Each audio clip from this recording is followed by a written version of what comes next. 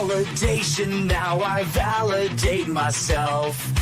Building inner strength, putting doubt up on the shelf. No more unnecessary drama, no more wasted time. Climbing higher constantly, making my own climb. Standing on higher ground, where excellence is found. My potential knows no bounds. Raising the bar, breaking ground. My network is my net worth. Choose your company wise. Surround yourself with eagles, not with sheep in disguise.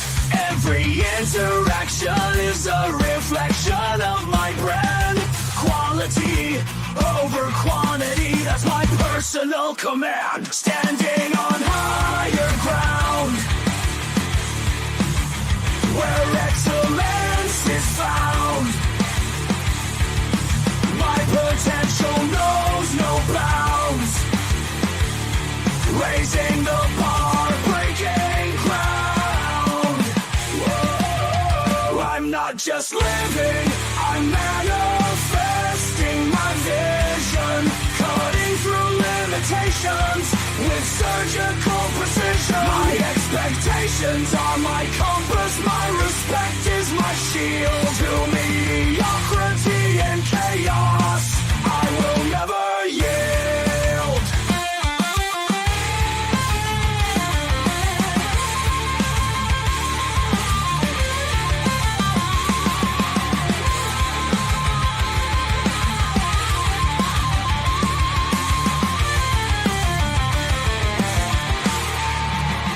I'm not just living, I'm manifesting my vision. Cutting through limitations with surgical precision. My expectations are my compass, my respect is my shield. To mediocrity and chaos, I will never yield.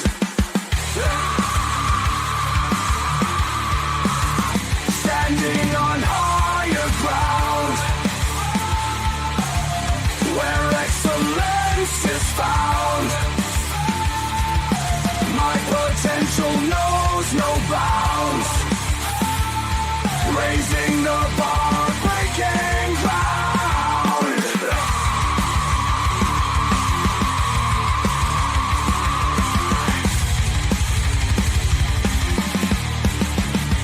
I'm not just living, I'm manifesting my vision.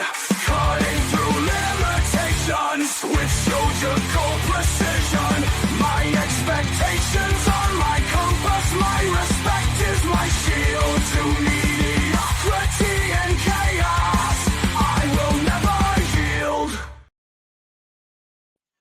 How you doing, ladies and gentlemen? Welcome to This and That. I'm your host, Xander, where we're talking about this, that, and everything in between. Look at this. Can you get off of my wire? Lord, when you have little ones, you just be wanting to bust them in the mouth. All right, so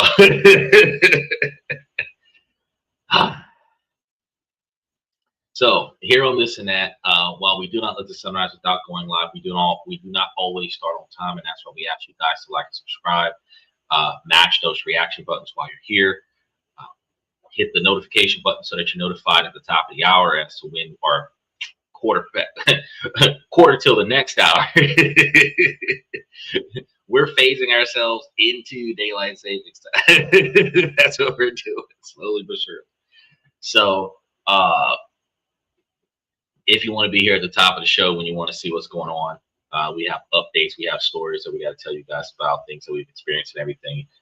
Hitting that notification button lets you know as soon as we go live. But if you kind of have an idea as to when we go live, between 11:30 11:45 Eastern Standard Time until we get to daylight savings time, at which point it should be 5 after 10 Eastern Standard Time after daylight savings time gets started. That's the goal. Now it might phase out and go back to 10:30 Eastern Standard Time, but that's the goal. The goal is 10:05 come November. So as we get closer to daylight savings time changing, we're going to be letting you guys know that. so that you guys can prepare for coming a little bit sooner. Now,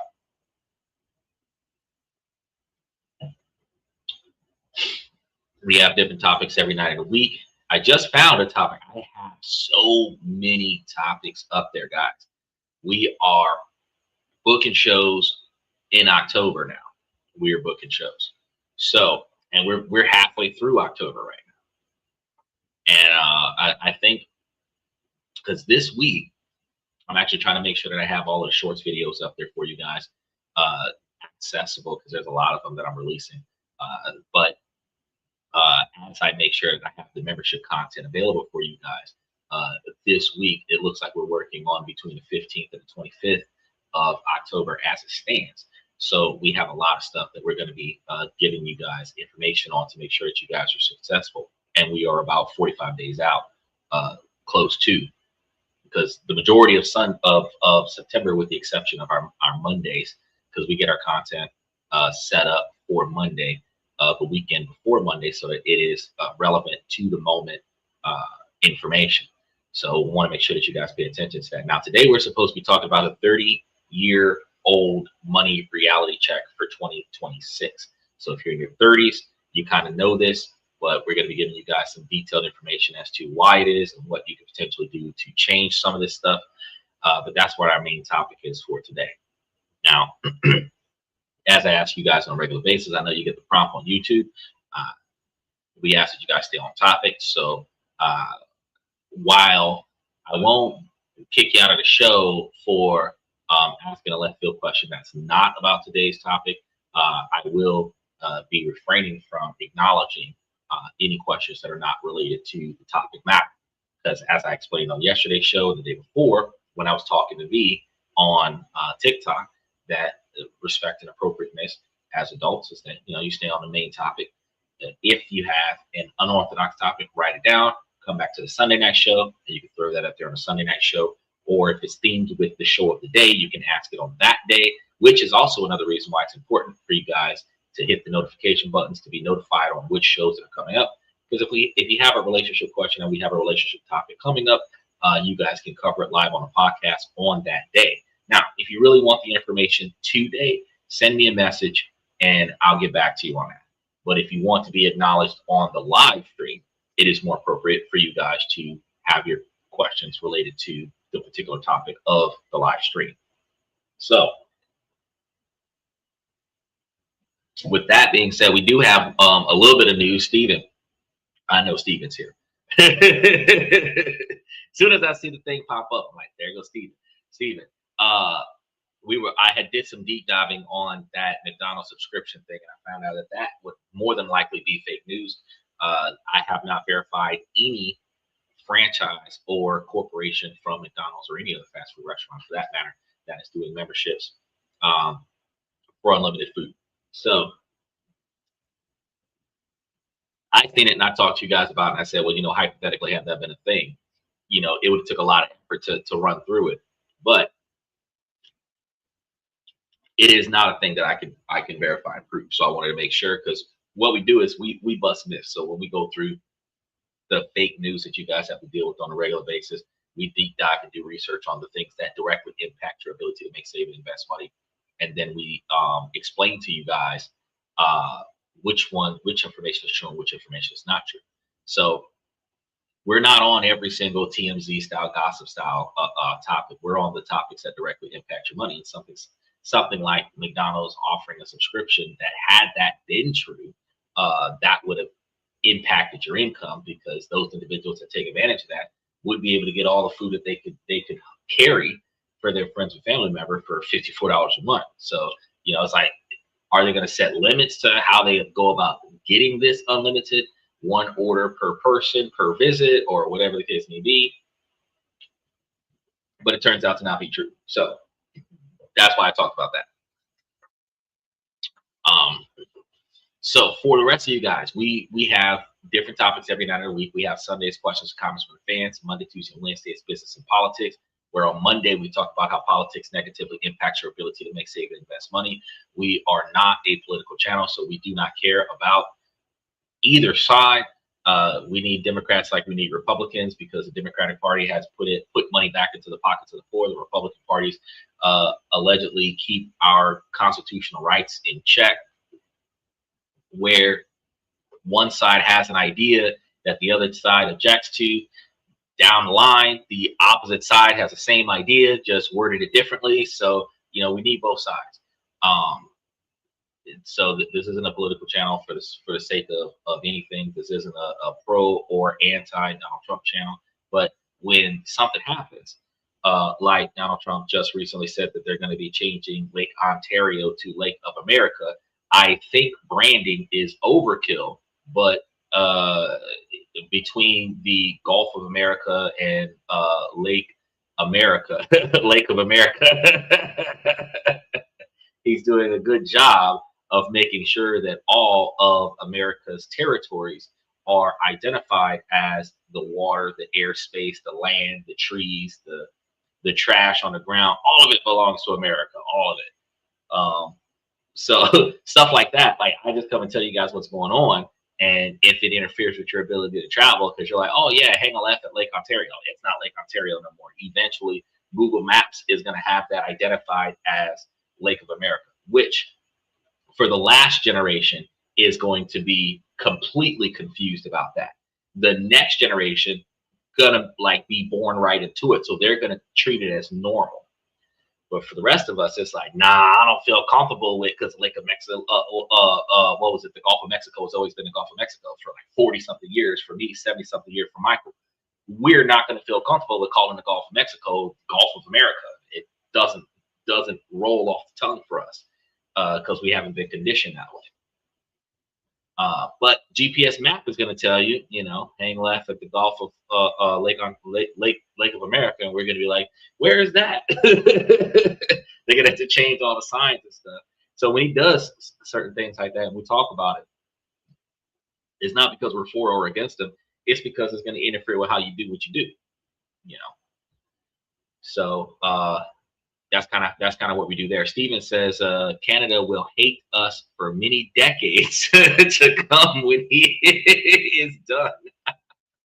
Well, I just finished covering the tariffs that the tariff war that we're in right now. We almost used to have free trade between us and Canada, and now we're throwing tariffs back and forth. But as I told you guys before, Donald Trump uses money to control people. And the fact is that is how the wealthy does business.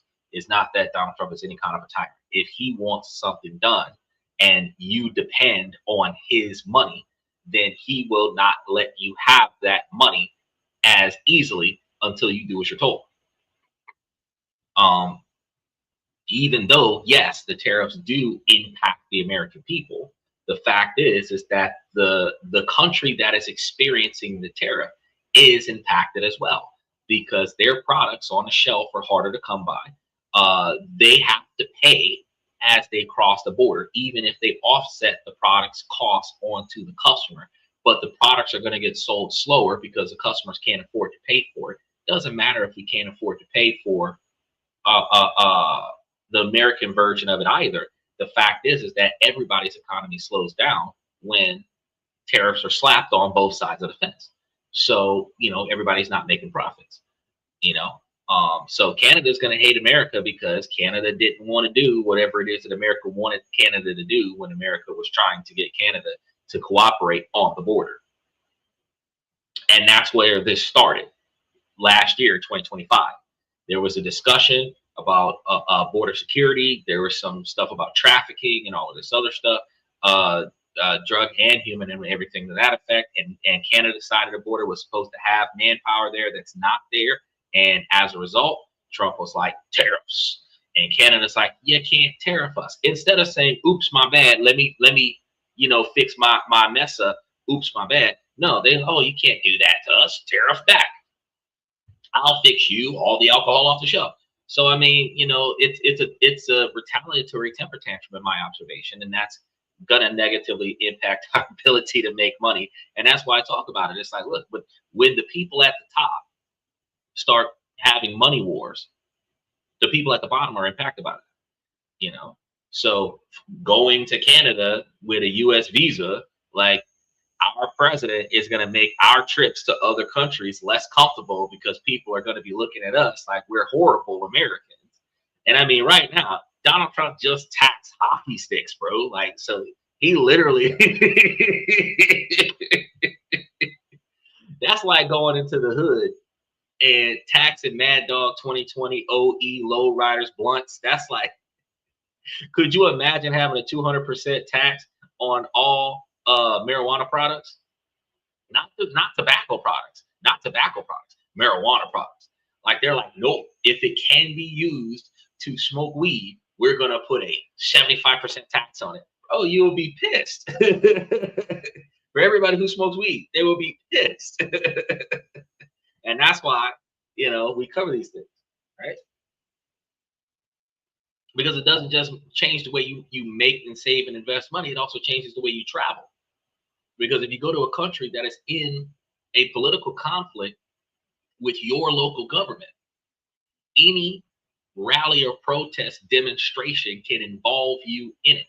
You fly to another country that thinks that America is horrible, and the radicals in that city will find out that you are an American, and they will use you as an example. You don't want to be a part of that. So you have to be careful where you travel, because certain countries, if you travel there, and that's one of the reasons why, like, Iran is like a no-fly zone, not just because they're dropping bombs on them, but because if you go there as an American, even if you went to China first and then found a way to go to Iran after that using a visa from the Caribbean islands, the fact is that if they find out that you are an American, if it slips out of your mouth that you are an American while in Iran, you can find yourself not as safe as you would have been had they thought that you were from China, right? So you got to be careful with where you go and what you do, and that's why we talk about these things. You got to plan ahead. Tuesdays, we talk about different ways to make, save, and invest money. I talk about different ways for you guys to make money off the computer, because no matter what you guys got going on, it takes a lot of mental fortitude and a lot of physical energy to get up out of bed and go to a brick and mortar business and get paid to stand there. You're getting paid for your presence. And if you work hard while you're there, that benefits you. Well, that benefits them. That doesn't benefit you. But if you are working for yourself, if you're working from home, you can roll out of bed and, go in the living room, or roll out of bed and go into another room, and you can sit there, you can get your work done, save money on gas. You don't have to deal with the people that you don't want to deal with. And your direct to customer interaction would be a lot better, because you're not going to be experiencing customer complaints because somebody else screwed up. It's your product. It's your service. Everybody's willing to take accountability for when they screw up a customer engagement. But when it is not my fault, I just showed up during shift change and you're arguing with me about something somebody else said or did, I can't deal with that. What I can do is I can rectify your complaint to the limits of my authority here, or I can go back and finish doing what I was doing. But cursing me out doesn't help. Just because we wear the same uniform doesn't mean that I got to get the same treatment. I came to help you. We don't need to have that kind of discussion on our jobs if we work for ourselves, right? Because if you're the manager of the situation where you hired people to do the work, you would hopefully have started learning how to curate people and decide which ones are good for working for your business, and then make sure that their direct interaction with the customer base is satisfactory before you lead them to their own devices. So ultimately, you would probably have them doing the back office work, and you being the face of the company, having direct to connect with the customer experience to make sure that your quality, your product's quality is the way it's supposed to be, right? But then if you're working for yourself, if you're the only person on the job and you decide to travel the world, that's where Wednesdays come in, and we start talking about different countries that you can invest in and potentially live in, where as a digital nomad, you can take your income and go to certain countries. So we just talked about a country yesterday, as a matter of fact, where they live off of $225 a month. If you went over there with $3,000 a month, you'd be living like a king in Indonesia, in Bali, matter of fact, which is a whole lot different than, trying to figure out how your money is going to get to where it needs to be at in America, with $36,000 a year is not going to get you very far. I see you, Jala. He's got a lot of tears there. Thank you. I don't know, like you're crying with joy.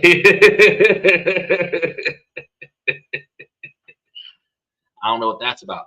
Anyway, after that, today being Thursday, we do Thursday, Friday, and Saturday. We talk to you guys about self-improvement, personal development, with some relationship topics, socialization, negotiations, building your brand, as we just finished discussing how important that is. And then double back in, we talk to you guys about raises, promotions, retirement, forced retirement, severance packages, termination, and then basically how to build your 20 and 30-year plan. Whatever it is that you guys want to do in your life, you first of all have to figure out what you want to do. And then another thing that I don't always talk about, why do you want to do that? Because if you're doing it to show off for other people, it's not going to benefit you, because if you don't get the right response off of your actions, then you're going to feel like that effort was wasted. If you did something to get a validation from, society, and society overlooks you, right? They're too busy to deal with you, right? You're no longer going to value your action or activity. So say for example, if you wanted to get you a specific kind of car to impress people, and then nobody's impressed. Maybe 2 or 3 people might be impressed, but not as many people as you thought. You thought that you were going to have heads turning as you pull up, kind of thing. And that's not what's happening. At the end of the day, you're going to lose value in the item that you purchased, because you didn't purchase that car because you wanted it. You didn't purchase that item because you needed it. You didn't purchase that item because of your value in the item. You purchased that item because of what you thought other people would value you as.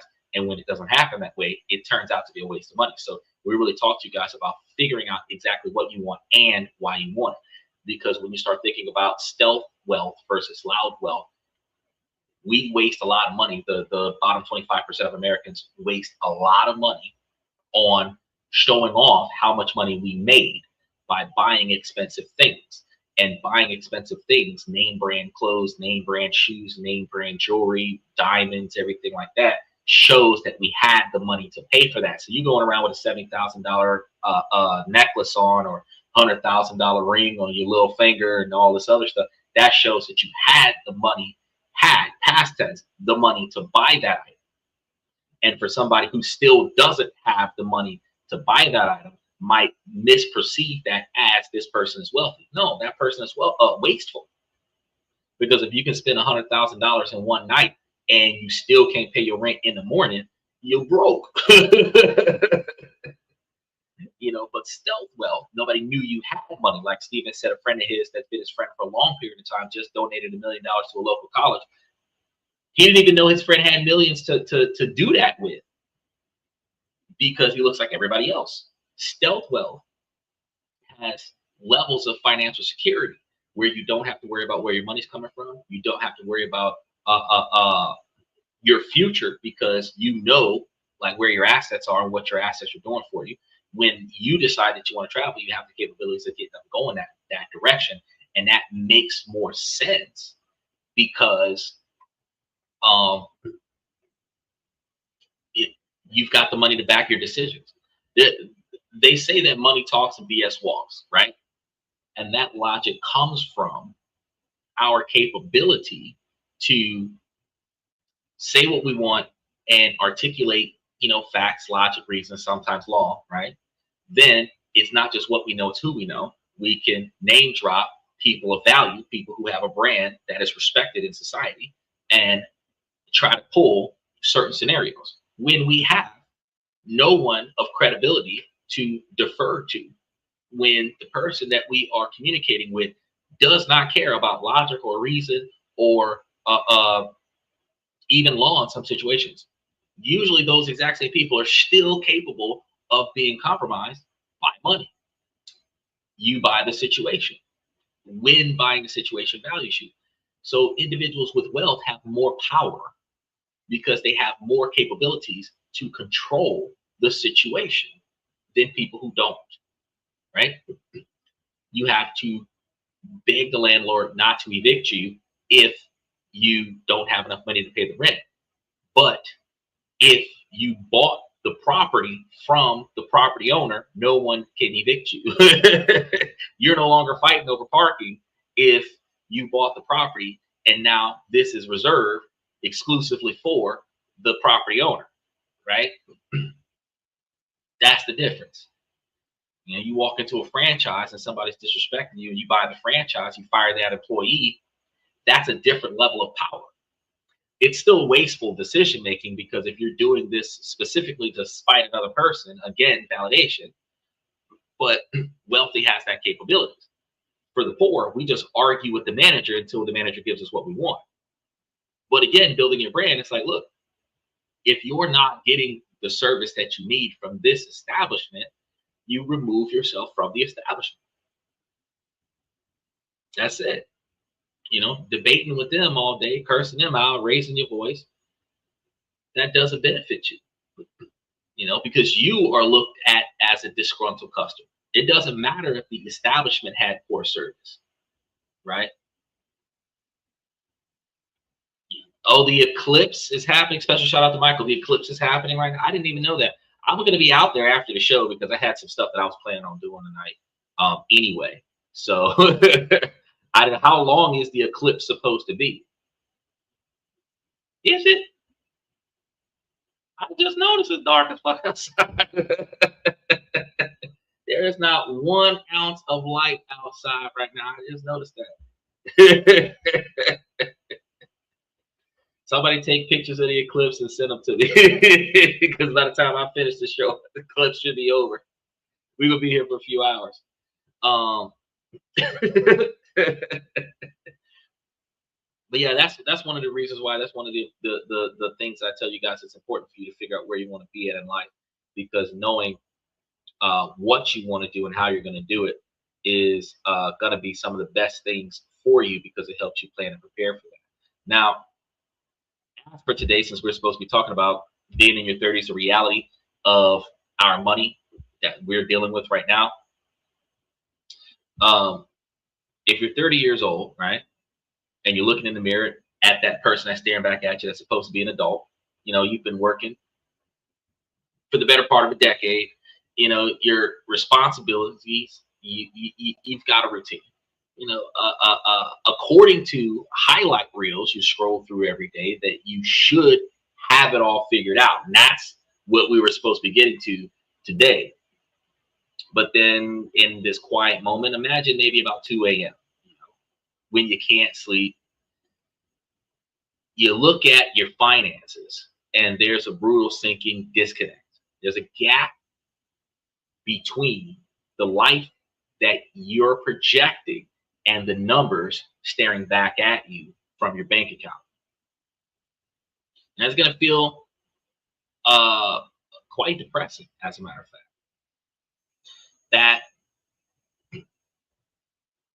there's a sense you are running in place while everyone else is kind of sprinting off. Like there's almost like if you've ever had this feeling where, as accomplished as you are, you may feel like you haven't done enough, while you look at the people around you and they have accomplished so much, right? You feel like you should be further along in your life, and you wonder, where is all the money going? And you ask yourself, am I on track? You know, am I failing? You know, and especially for those of us who maybe dropped out of school in high school and took 10 years off and then decided to go back to college, return students, individuals that graduated from high school, had some family problems and took a decade off to take care of the family, and now going back to college. Life's not where you want it to be at, and now you're on a college campus with people 10 years younger than you doing the exact same thing you're trying to do, or something similar. And you just wonder, like, what the hell has happened to all of my time? And I'm going to tell you guys, look, this is not another video, not a live podcast that's going to be about just saving money, you know, and I want you guys to understand that this is going to be one of those reality checks, the deep, honest, and sometimes uncomfortable audit that separates real financial stability from a life spent worrying about money. So we're not here to just talk about the vibes. We're here to talk about some of the numbers. And I know that this might sound similar to some of the other shows when we were talking about how it is tough to be 30 years old. But we're going to be talking about some cold, hard questions right now about where your hard-earned money is coming from. And then we're going to be actually tracking some long-term security and asking that real question, are you just getting by? Because most of us feel like we are. But it could actually be a third scenario. What are the exact moves that you guys need to make right now to kind of change this, to build a truly stable financial life going forward, something that you haven't had the capabilities of doing in recent times? So I want you guys to make sure that you stick around, because clarity is something that you're about to get, and clarity can also be somewhat of a game changer. Now, I want to take a pause before we start getting into these numbers. Make sure that you guys like and subscribe and mash those reaction buttons while you're here. Show support to the channel on TikTok as well as YouTube and Twitch. And let's get a critical idea going here. I want you guys to think of your financial lives like building a high performance car. Now, a lot of us, especially in our 20s and our 30s, get obsessed with the engine, the flashy investments, the side hustles, the get rich quick schemes. They won't go very far. You know, everybody wants that fast pace. We want it now. We want to get the money now. That we need the money now. In certain situations, we have more stuff to pay for than we have enough money to pay for things, right? But they're trying to bolt a V8 engine onto a rusty old chassis with ball tires and no brakes, and this is a recipe for disaster. So 30-year-old money reality checks is going to be about building the chassis first, then upgrading the engine. And the chassis is going to be your financial foundation, your net worth, your emergency savings, your debt structure, your savings rates, and your basic protections. The engine is going to be the high growth strategy that comes later. And this is going to be why we have to reject most common matrix of success, which is supposed to be your income. Your salary is a vanity matrix, because showing off how much you make. And this is an issue that we have with those, you know, red pill, blue pill, black pill podcasts, where, you know, women really demand that upon first contact that a man identifies his employment and his income level, because she believes that that's not an intrusive question, because she believes that it kind of tells who he is. It's true, it does. But it's a really intrusive question. It's a really intrusive question, and it's not because he's broke. Wealthy people don't talk about how much money they make. A wealthy person might articulate that they affiliate with, own, or operate a specific company. They're not going to come and tell you, oh, I have a multi-billion-dollar industry. No. What they usually tell you is that, you know, hey, I'm the owner of Johnson & Johnson. Or that's it. You do the research and know that Johnson & Johnson is a multi-billion-dollar industry. You know, if they drive a Bugatti, they just drive a Bugatti. You know, you are the one that pays attention to what trim the Bugatti is. You know, if I drive a Dodge, I drive a Dodge, not a Dodge Charger or Dodge Challenger or Hellcat or Demon or whatever the case may be, because those are trim models for different sports packages. If you drive a Dodge, you drive a Dodge. If you drive a Ford, you drive a Ford. If you drive a Tesla, you drive a Tesla. You know, the help needs to know what trim it is so that they can know how to fix it. You know, so the thing is that when a woman asks a man what his income level is, right, what you do for a living, she wants to know what the two ways that they check your money. What do you do for a living? Do you have a job? That's the first thing they want to know. And is it stable? You know, and then depending on what kind of job you claim that you have, they can identify or estimate exactly how much you make. So if you're a freelancer, you probably don't make that much money.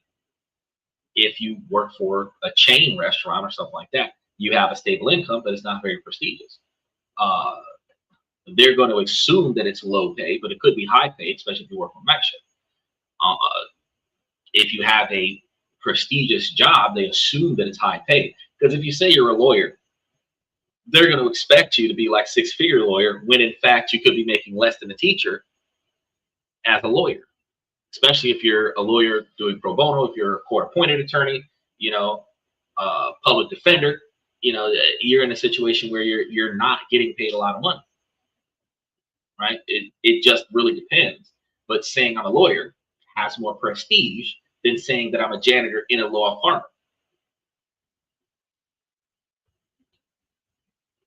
So it is a very intrusive question, and women will not admit that it's about as intrusive as a man asking a woman her bra size on first contact. Is the relevance in both of those questions have nothing to do with getting to know the other person as far as their value in the other person's life. But women will argue different. They have yet to do so on the show, but they would like to argue different from what I've seen, because it shows the financial stability. But if you're making plans with the person based on how much money he makes and how stable you think his job is, you're making plans with this person based on his assets, not based on his character and his personality, right? But that's why I want you guys to understand that your income, your employment status, that is a vanity matrix. That is something that you can self-identify that you're a cop or a judge or something like that. You self-identify this vanity matrix that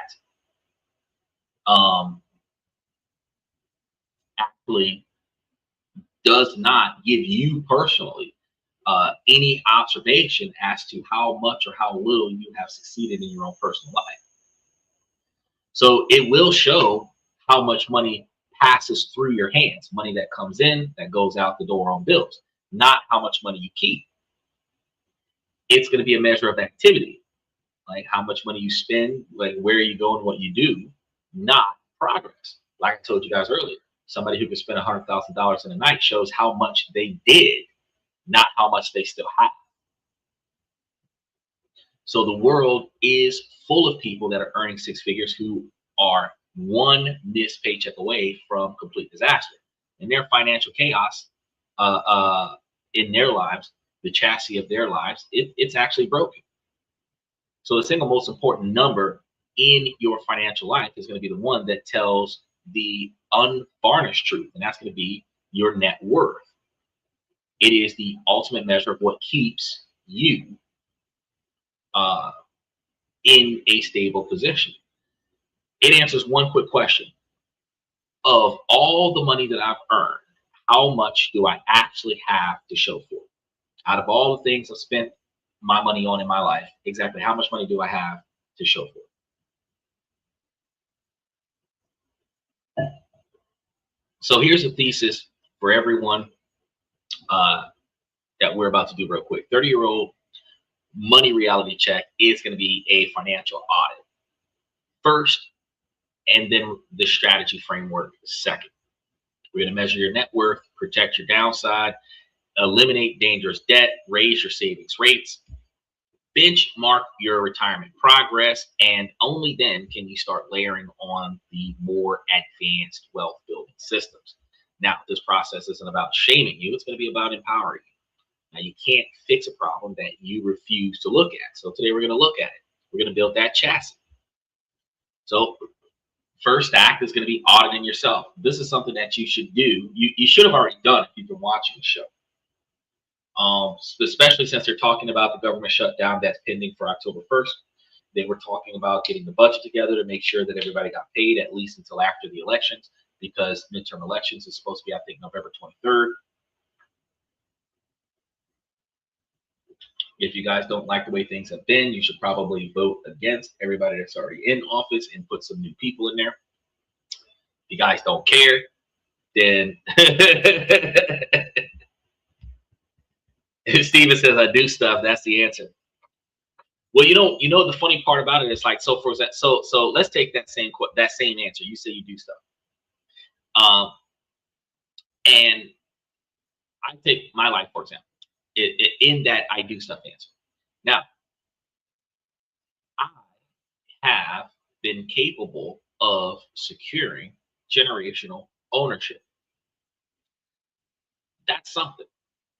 I have been able to secure the separation of debt to assets. That's something. Now, if I say that I do stuff, right? Traveling the world, or not the world, traveling the neighborhood, because most of us kind of really go within a 2 hour round trip distance for most activities, unless guys are chasing girls. Then we might spend as much as 4 hours, 2 hours getting out there, 2 hours getting back, maybe an extra hour and a half hanging out with the girl because we're expecting to get laid. But for the sake of like actual like daily like mundane effort, we typically like a 1 hour one direction radius is what we typically try to do, right? And our adventure is an hour and a half or 2 hours with no traffic in one direction.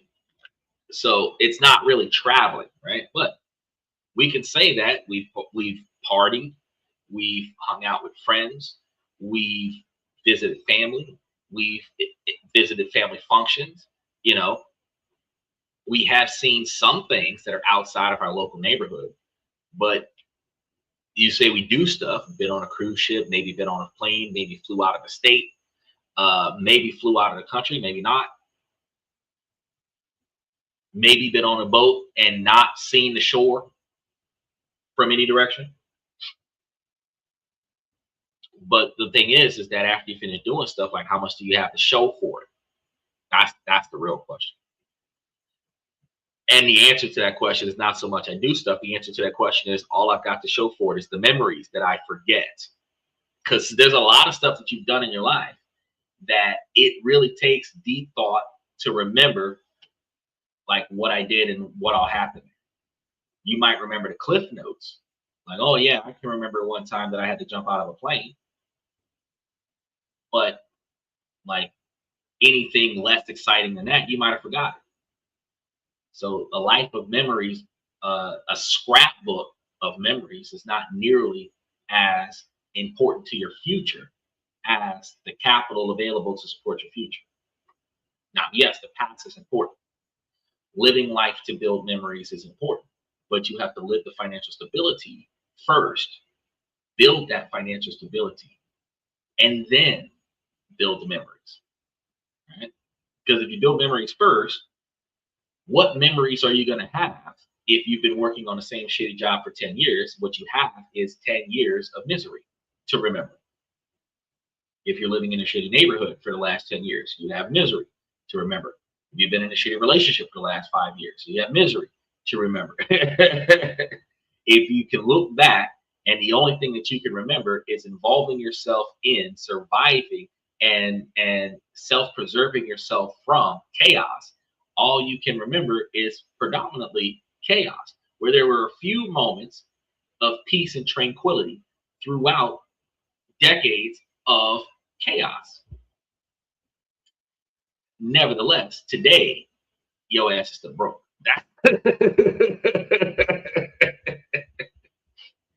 Right? So you gotta do an audit for yourself.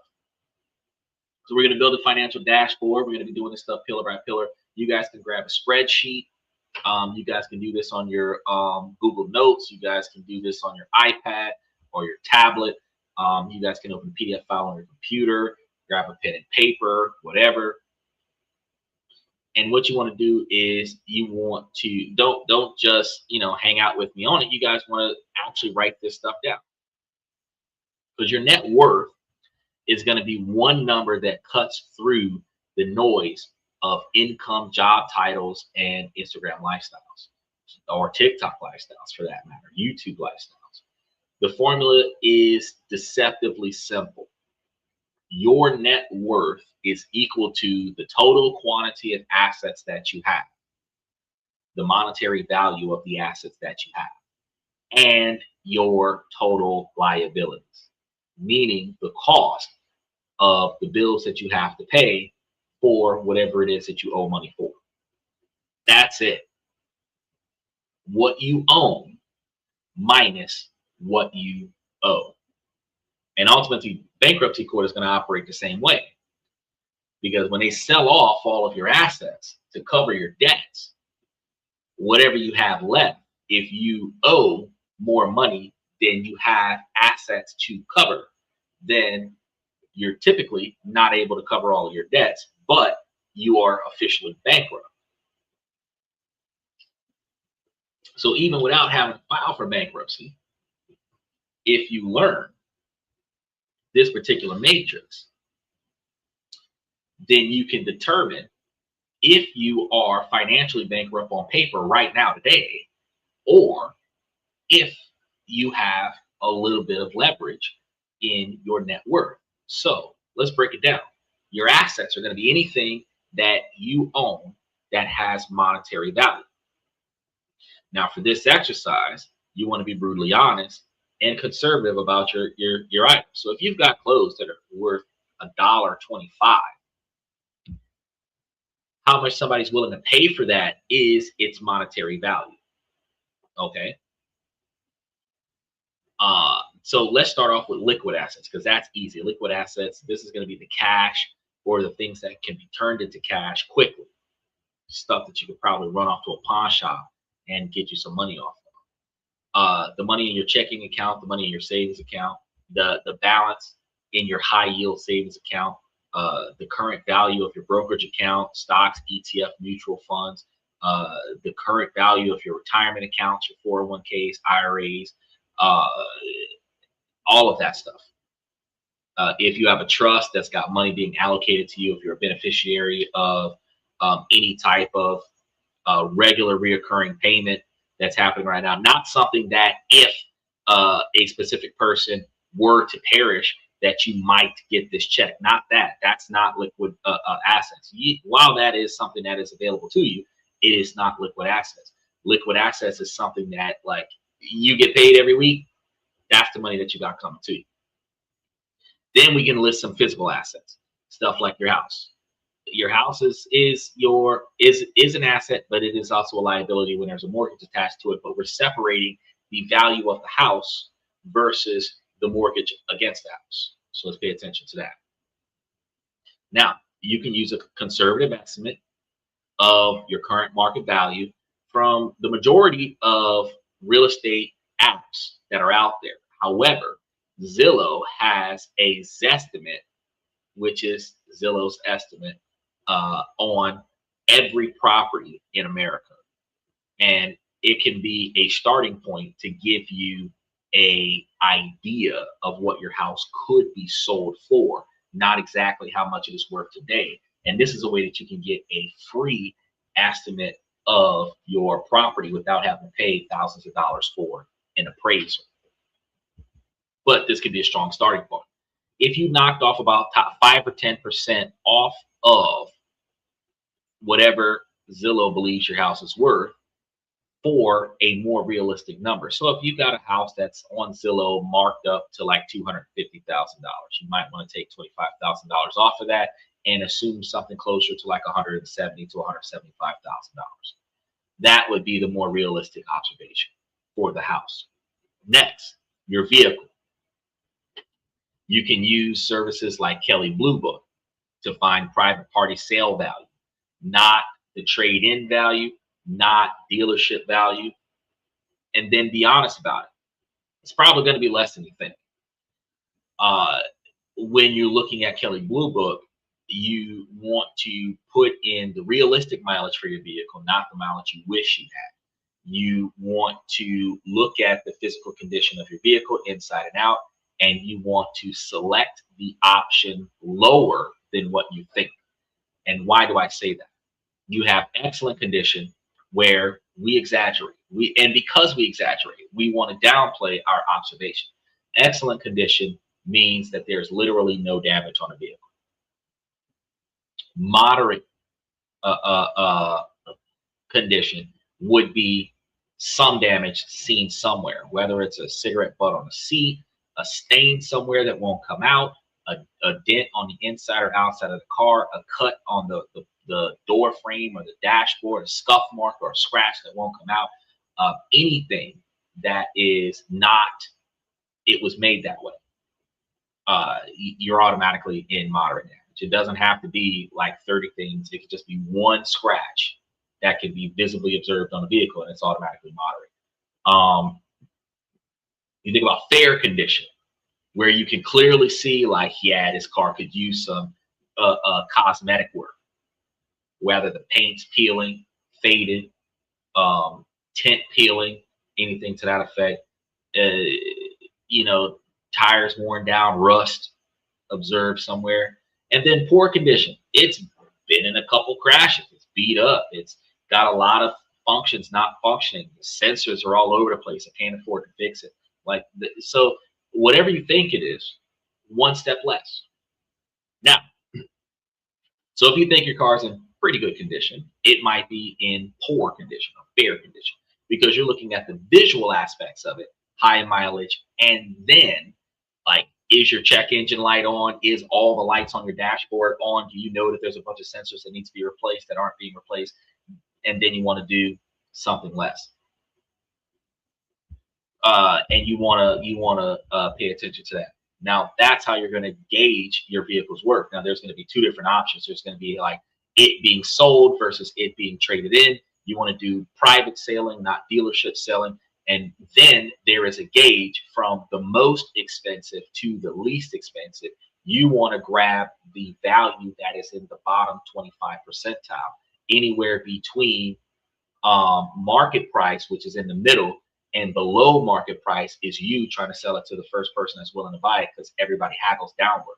So if you look at the price of your car, and after you follow this information that I gave you, and you assume that the car might be like around $5,000. Yeah, but the person that's trying to buy it from you is probably going to try to buy it for like $4,000 or $3,000. Again, the bottom 25%, which lets you know how much a car is worth. Michael says, someone smoking in the car, I'm not buying, period. Well, that's beyond the point, Michael, because the point of the matter is that you are valuing your car. You're not shopping for somebody else's car.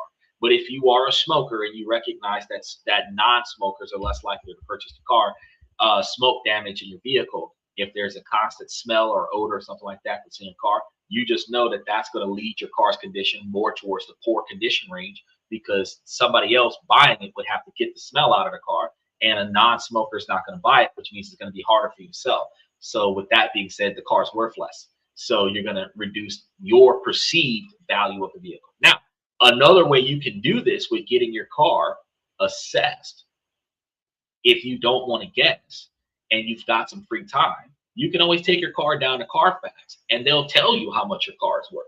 They'll do a scan on it. They'll run tests on it. They'll take it for a test drive. They'll come back and tell you, with all the shit that's wrong with your car, this is how much they're willing to give you for your car.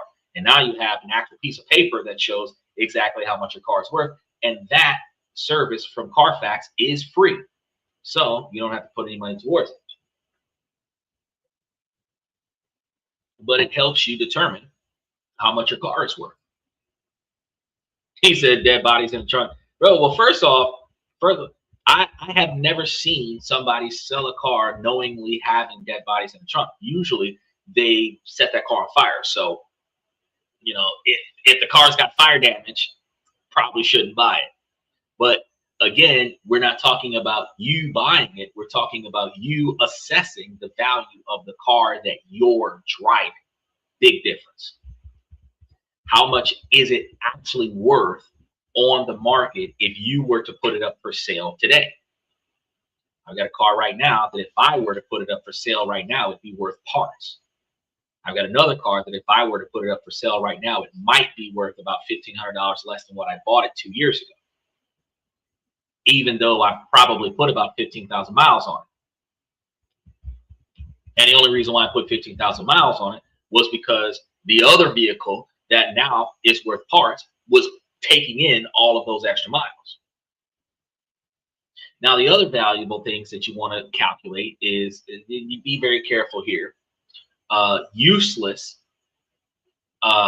things that you have is stuff that you got things lying around that you probably should have thrown away that you didn't, right?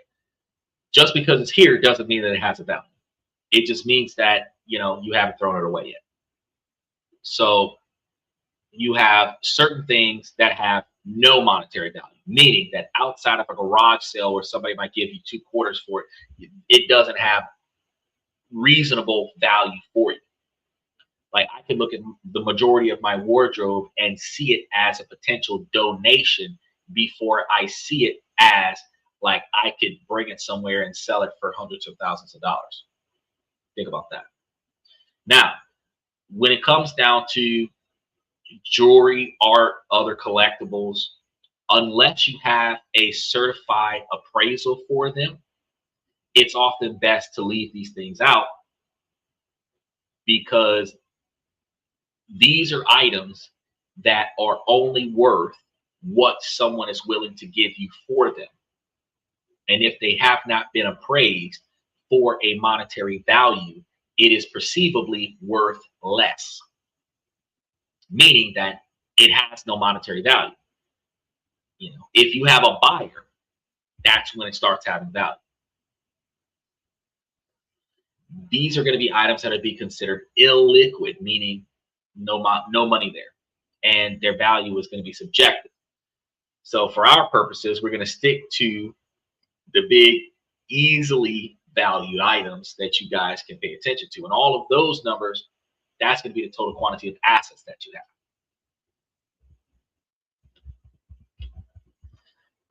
If it has no value, why do we keep them in the junk drawer? There's going to be more than one reason why we keep stuff that has no value, because it might have what is called sentimental value, because there's memories tied to the item.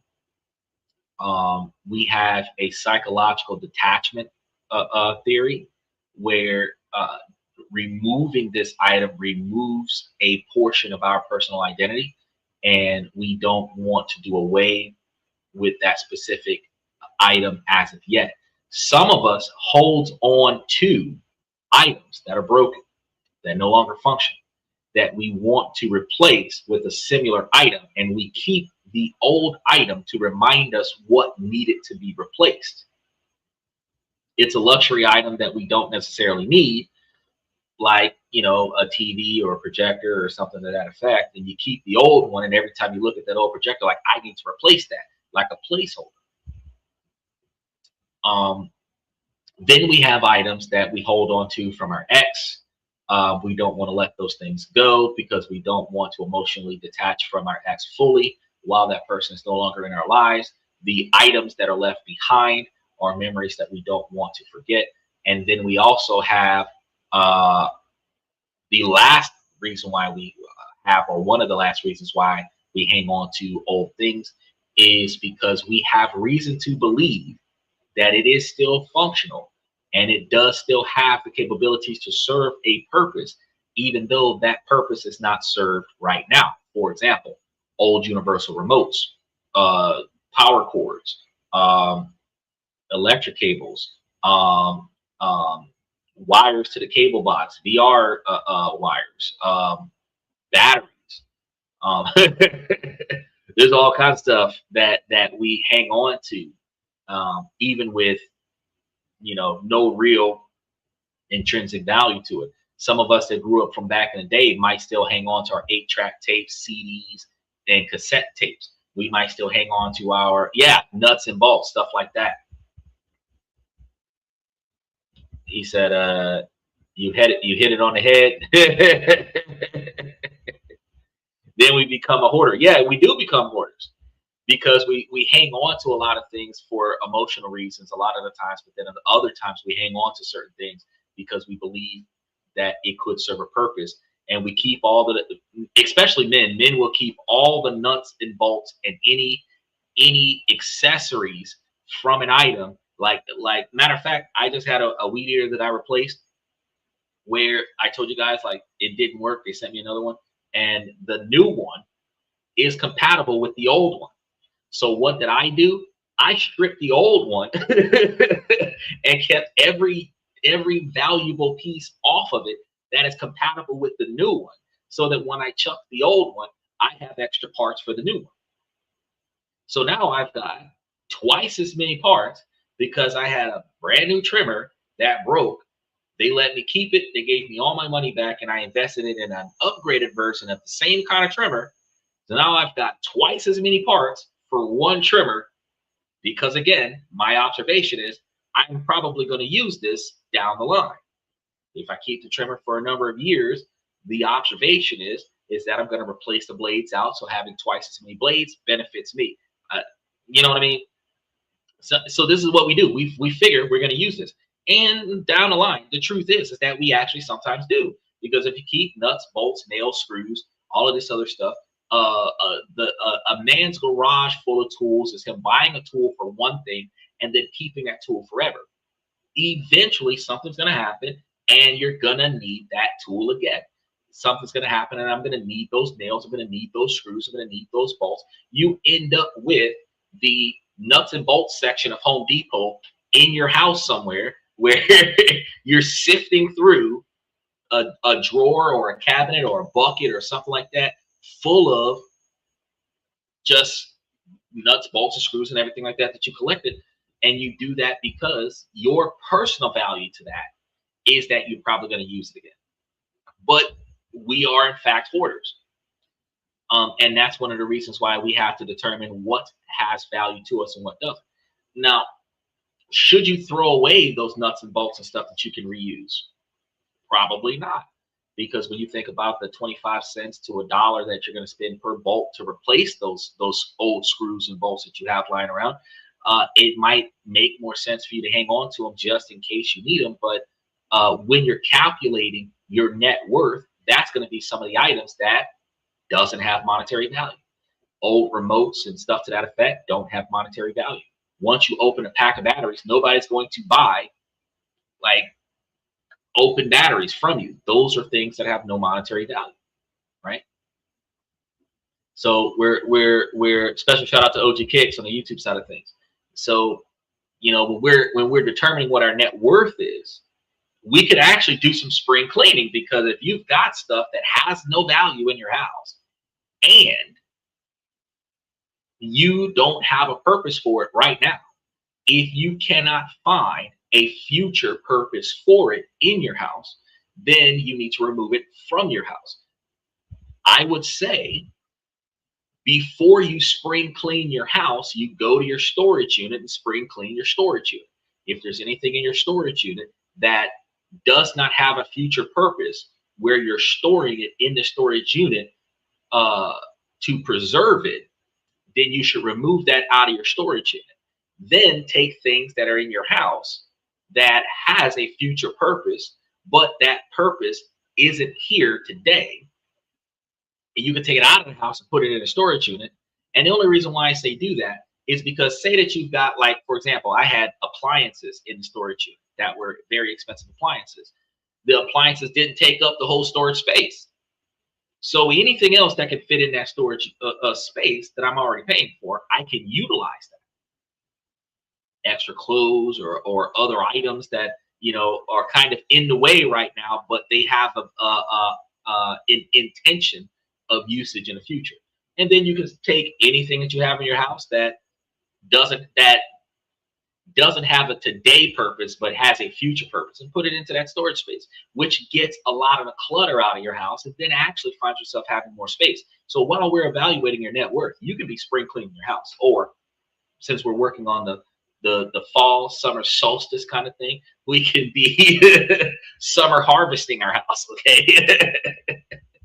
Trying to get everything together. Now, for the other side of our equation, let's go ahead and discuss your liabilities. And this is going to be every single dollar that you owe to someone else, including friends and family members, right? You want to list all of them without judgment. Credit card debt. You want to get the balance from every single credit card that you have. Student loans, the total remaining balance, your car loan, anything outstanding on that, personal loans, payday loans, buy now, pay later balances, your mortgage, anything remaining on the principal balance, any other debts that you might have, medical bills, you want to calculate all of that stuff. And I would go so far as, I don't know if I have it on this list as far as total liabilities. If you have subscriptions for stuff, anything, YouTube, the this and that membership, anything that any reoccurring bill that you're paying for, OnlyFans, anything that you're paying for on a regular basis, P-Hub, if you're paying for that, the Triple Diamond Platinum package, Fortnite, GTA 6 subscription, PlayStation Online, anything that you're paying money to on a regular basis, you want to write those things down because that's your liabilities. Then you want to do a final calculation. The total quantity of assets that you have versus the total quantity of liabilities that you have. That number, that's your net worth. So it might be a positive number. For those of you not carrying a bunch of student loans, it might be a positive number. But it might be a negative number, especially if you have student loans. Because think about this. If the quantity of stuff that you have, especially when you're dealing with, let's say you're dealing with a mortgage, the mortgage might be, let's say you have a $150,000 house, the mortgage might be $140,000 left on it, right?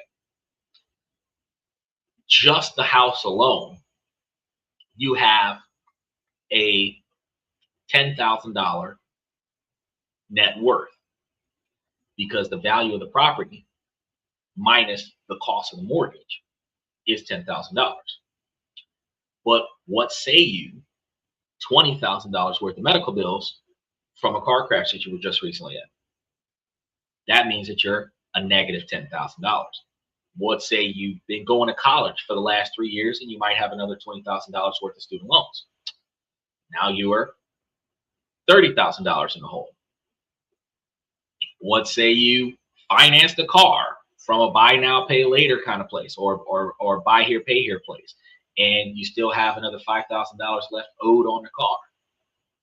You find that the Kelley Blue Book value on the car might be $3,000. You have a $2,000 debt that you now add to that $30,000. Now you're a negative $30,000. Do you see how that works? Like the stuff that you have minus the stuff that you owe, you could be in a negative, which on paper makes your brain grow. Just want you guys to understand that. So it might be shockingly small amounts of money, but whatever it is, don't panic. That's not your self-worth. That is your net worth. And it is going to be your starting point. And this is going to be the new number that we're going to work to improve for the rest of your life. And for the first time, you might be looking at that number on a real score of the game and trying to re-identify like who you are and how you identify things. And ladies, I just going to be real with you. You walk up and ask a man what his net worth is, he's going to immediately assume that you're a gold digger. He's going to be immediately, that's a red flag question for a man, the same way women say what's your body count is a red flag question for a woman. Because we understand that as men, our net worth is not nearly as high as we would like it to be. And women understand that after they made the choice, that their body count is not nearly as low as they would like it to be. So nobody wants to answer those questions. Michael says, if you get a negative, get back to work. Well, in our current society, Michael, a lot of people are going to be in the negative, but most of us, more often than not, are born in the negative. And that's one thing that nobody tells you. You are usually born in the negative. How might you act? Well, your birth comes with an outstanding medical bill. And not all the time that your parents could afford to pay it. It is under your name. It might not be attached to your social security number, but whatever hospital that you were born in, your childbirth is a bill that needs to be paid. After that, you have the cost of going to school. Some kids have tuition that they have to pay for their private schools. By the time you're 16, 17 years old, you have the cost to get to and from work.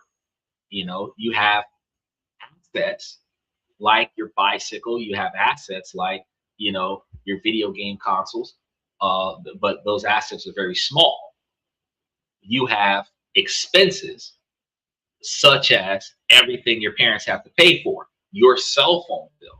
So your debt to income can be negative really quickly because kids don't have jobs. Think about this. You're in a negative as soon as mom gives you a cell phone, or as soon as dad gives you a cell phone and says you got to pay that cell phone bill. You are in the negative because you don't have a job. You have a bill with no income. So we typically are born in the negative. So to say, well, get back to work, it implies that people are not doing enough for themselves, and that's not really true. You're making money, but it's almost like, cash money millionaires. I'm getting paid, but my bills aren't. You could be making a hell of a lot of money, and you can be spending a lot of that money on the things that you want, or the things that you believe that you can benefit from, even though those are things that you don't need. And you don't have enough money to go around because you want a lot of things in a short period of time. You believe you can benefit from a lot of things in a short period of time. A lot of people are with the wisest knowledge and the worst timing, preventative maintenance purchasing. And I should probably cover a whole show on that. Preventative maintenance purchasing is when you foresee certain things like buying a generator before hurricane season, stuff to that effect, where you're buying stuff that you know that you're about to need, but it is the wrong time, right? I told you guys about my homeboy who was trying to get himself a secure credit card, right before his car note was due. Now, by taking his cash and putting it on a credit card, he didn't have the cash to put it on his car note. It might have been a good way to build credit by setting up the secure credit card, but it was the wrong timing. He should have paid his car note first, and then if he had any money left over, he should have bought the secure credit card. Likewise, I had a family member that was trying to prepare for the upcoming hurricane season. Took the money for the rent and bought a generator. Now that same person struggling to get money to pay the rent. You should have paid the rent first, and then if you had any money left over, you go buy the generator. It's bad timing a lot of the time that leads us to being in the financial negative. It is not just we're not working enough, we're not applying ourselves enough, right? There's a lot of people here right now that are in their 30s, and some are in their early 40s or mid 40s, where you've been doing it right while timing it wrong, and you spent the money on the wrong thing at the wrong time, and now something that is more important that needs to be paid for, you don't have enough money to pay for. Take, for example, you paid all your bills on time, you covered some much needed repairs, you replaced some equipment that you needed to replace, you've got everything under control, but you ran out of grocery money. You don't get paid till next week, but whatever's in the house right now, you got to stretch it until your next paycheck. You could be in a situation where you had everything under control. You got the food in there, you got everything under control, but you spent one $20 bill on the wrong thing, and now you don't have enough gas to get you to work until you get paid. It's just bad timing, right? Michael says, if a man asks you that question, he's just looking for a woman to take care of him. Run, girl. No. If a man asks a woman what's her net worth, first of all, it shows if she has any financial knowledge, because women are not valued based on her net worth. The woman is valued based on her income, what she puts into her man and what she puts into the relationship. Men are valued by his net worth. Men are valued by the quantity of resources that he obtains and maintains, right? So while women can be very successful, more successful than men, the fact is that that's not what makes her valuable in the relationship. It's equivalent to, let's say that you are a highly experienced accountant, but your job is a security guard. Your ability to count money doesn't mean that you can pull the trigger. Your value in your security job is how well you can protect your client. your knowledge in finance does not benefit that. And that's exactly the same thing in a relationship. So a woman being able to go to college, get a degree, get 5 degrees, get a career, be able to take care of herself, fantastic. As an adult, that is a round of applause. But in a relationship where her responsibility is to make sure that her partner is successful, so that her partner's responsibility is to provide for her based on traditional expectations of a man's role will never change, but a woman's role will never be pinned down. The issue is that if you're not willing to back out of the leadership role and put that guy in the leadership role, you're going to have 2 leaders fighting for the same. You got 2 drivers fighting over the same steering wheel. And imagine it. It's exactly like that. In a relationship, it is like driving one car. Both of you have a driver's license. Both of you have a reasonably decent experience record, right? But both of you cannot drive the car at the same time. One is driving the car, one is riding in the car. Even if it's your car, you may not be driving it. Your partner may be driving it. When you pick a partner, you're picking the partner that knows how to drive, because you don't want them to crash your car. So you should not be telling your partner how to drive your car. If you don't trust them to drive your car, they shouldn't be in your car. That's the same thing with a relationship. But a man whose job is to drive the car is not getting the woman because she knows how to drive. He's getting her because she's supposed to help him fix the car when the car breaks. Because if that was her part in the car example, is to help fix the car, he can fix the car with her, but he's supposed to drive the car. At the end of the day, she could be a NASCAR driver. Doesn't matter, because all she's supposed to do is fix it when it breaks. He's supposed to drive it. So when we look at these relationships, if you take it under that dynamic, if we look at these relationships, her ability to have $100,000 worth of assets, her net worth can be $300,000. But no man is going to look at her assets and say, she's valuable. But let her keep his itinerary organized. She's valuable. She could be broke. She could be sleeping out of a cardboard box under an overpass and be able to be the best personal assistant a man could ever have, and she will be more valuable than Beyonce. Because the only thing that Beyonce can do that the broke woman under the overpass can't do is Beyonce can hire a team of people to be the damn accountant for you. So it's not about the assets. It's about the effort. Michael says the best thing for kids are jobs. The earlier the better. Actually, what's better for kids, instead of giving them a job, Michael, what's better for kids would be to teach them at a younger age how to invest in themselves and their future. We are in our 30s and 40s and 50s the product of get a job. And our life sucks. We are the product of get a job. So clearly, get a job at a young age is not the best thing for them, because I started working when I was 9. I started being financially responsible 3 years ago. If I would have been taught financial responsibility 40 years ago, I would be a multimillionaire right now. Get a job was something I was told at 6, 7, and 8 years old. And at 9 years old, I've been working since I was 9. Get a job didn't help me. It kept me from being without resources, but it didn't make me successful. I had to learn how to be successful along the way. Teaching your children how to be self-sustainable, and teaching your children how to build generational wealth, and teaching your children how to invest in themselves and invest in generational wealth is actually going to be more effective than telling your kids to go out and get a job or showing your kids how to go out and get a job. You can give a kid a lawnmower and teach them how to create a business. I'm going to go get my customers. I'm going to cut grass. I'm going to make money.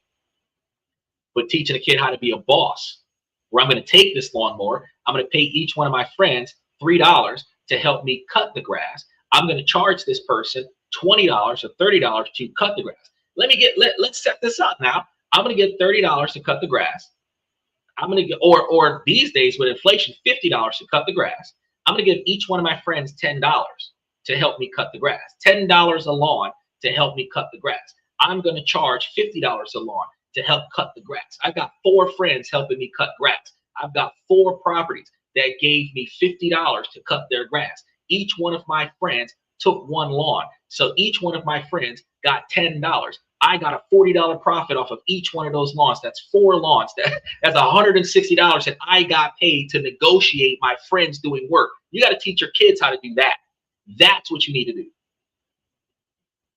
You know, not let's wash cars for tips. No, you're going to be broke because people don't tip. Would you teach your kids how to build a business and automate that shit? Right? Because if your friends are doing a good job, you can give them a raise. I can up your pay from $10 to $15. You know, if you know plenty of other lawns that are larger lawns where we can get paid more money, I can, you know, turn you into management, have you negotiating the situation. I can work on marketing. You can work on contracts. Look, you know, we can turn this into a landscaping business at 14, 15, 16 years old. But it requires us to teach our kids something that we weren't taught when we were growing up, because we again were taught to go find who's giving out money for work and do the work that was necessary to get the money.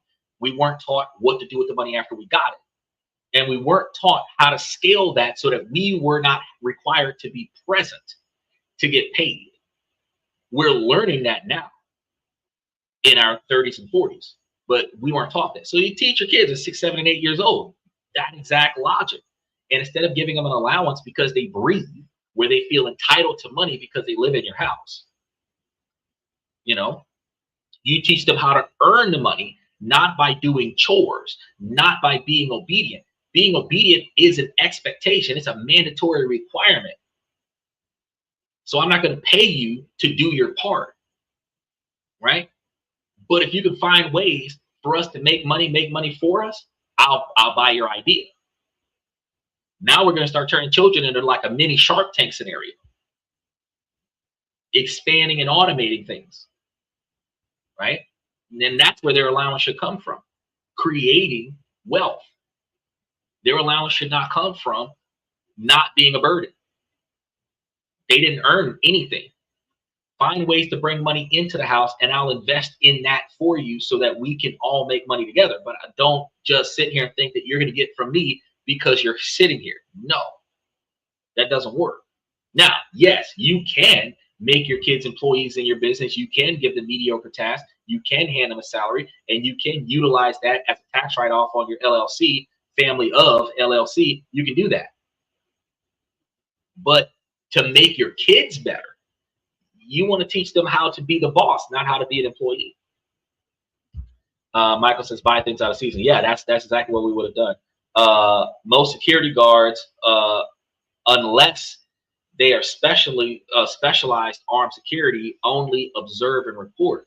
But that doesn't change the fact, Stephen, because that's coming from the example from earlier when I said that your skill set as an accountant has nothing to do with your job as a security guard.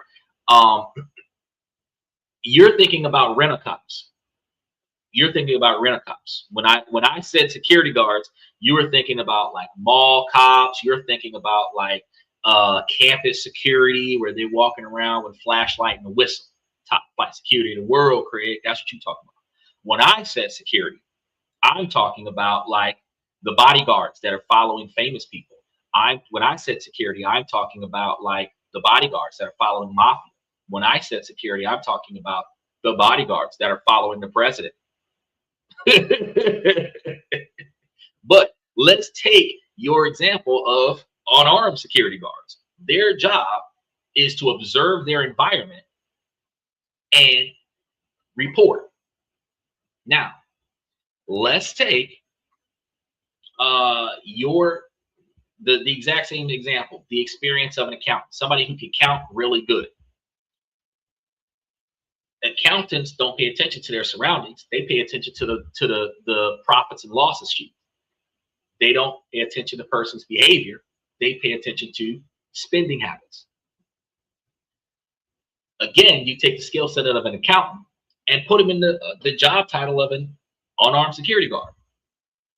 Their past experience has nothing to do with the new job.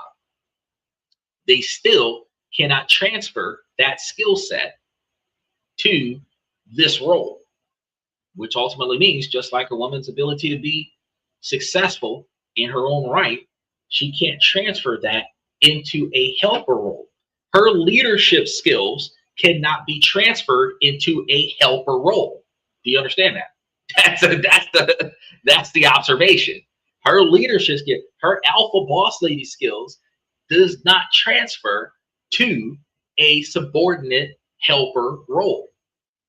Now, when we need a second leader, when the captain is out on injury, then yes, she can step up and be the boss all day long, but it does not transfer. And because it doesn't transfer, if I'm looking for a helper and you are not a helper, then your leadership skills do not qualify you for this role. Michael says, then you need to increase your income. Chasing paychecks just become draining. Yes, chasing paychecks becomes draining, but us as kids were taught that we are supposed to do exactly that. When we want something and our parents can't afford it, they will tell us no and tell us to go get money to get it ourselves. Go get a job. If you want that, go get a job. I'm not paying for that. I got X, Y, and Z. You know, if we were first spoiled by our parents with branding. And then after we grew accustomed to branding, then we want something that's branded and our parents can't afford it. Oh, I don't got that. You go get it yourself. I got you these, you know. Or if we were out shopping, oh, do you got McDonald's money? Do you got Toys R Us money? Do you got, you know what I mean? So we were conditioned to chase money because the things that we wanted in life, our parents weren't going to buy for us. So in order for us to buy that for ourselves, we must go earn the money from somewhere else because we were taught at a young age stealing is wrong. Now, the problem is that because we were conditioned to go get money to get the things we want in life, we have learned earn to spend, not earn to invest, not earn to save, not build a future. It is earn now to spend now. That is what we learned in our childhood, and that is how we behave in our adult life, which is why we live from paycheck to paycheck. To become the chipmunk, stash your money. That's what we're teaching everybody to do right now.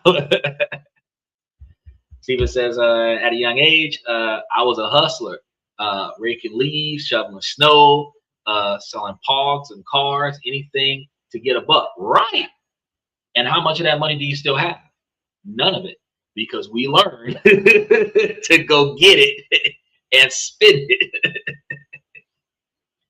Michael says that you better teach them how to use the lawnmower and maintenance first. No. When you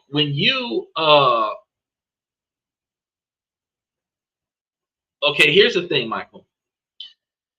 You can teach someone how to be a worker, but if you really want them to be the boss or be the leader of something, yes. If you're a self-employed individual, you build a business from the ground up. So what's going to happen is that you're going to be the worker in the beginning because you're building this from the ground up, but you expand the work to a level to where there is enough money here to pay somebody else to do the work for you. That takes you out of that role. You were the marketer, you were the worker, you were payroll, you were the boss and the employee all at once.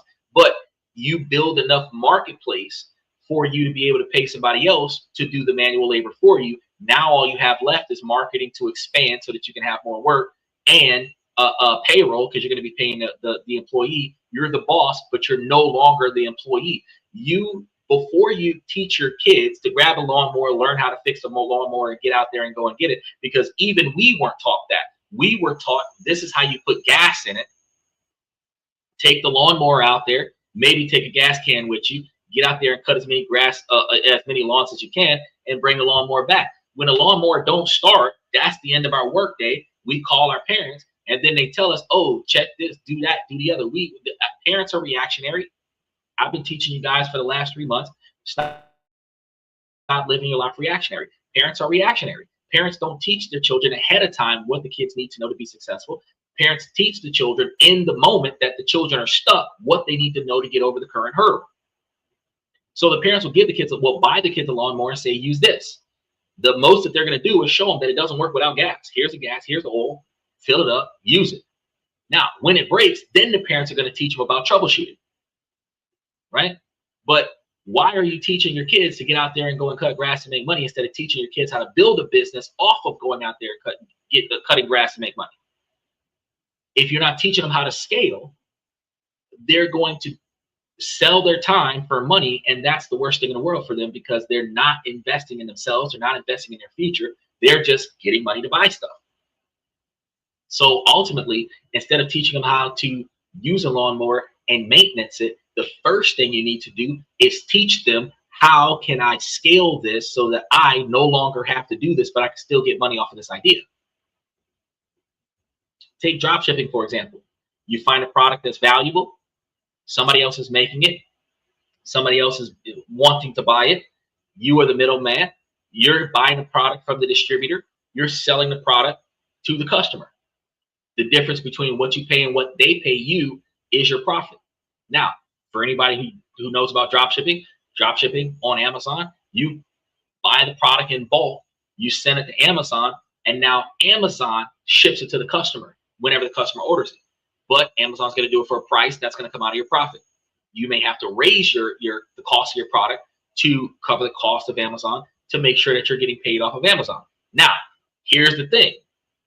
Automating the system. In order for you to not have to ship each individual item, you have to scale your inventory to a level where the profit from the sales exceeds the cost of Amazon shipping the product, so that you no longer have to ship the product. Otherwise, you're all day long, all night long, checking your emails, looking for product confirmations, putting them in a thing, bringing them down into the post office every day, all hours of the night, all hours of the day, all on the weekends, all on your vacation time, forever shipping.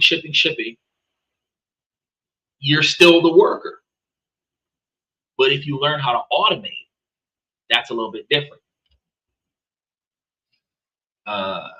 Michael says, I never hire friends. You don't have to hire friends. You can hire classmates, because your friends are the worst people in the world to do business with from the gate.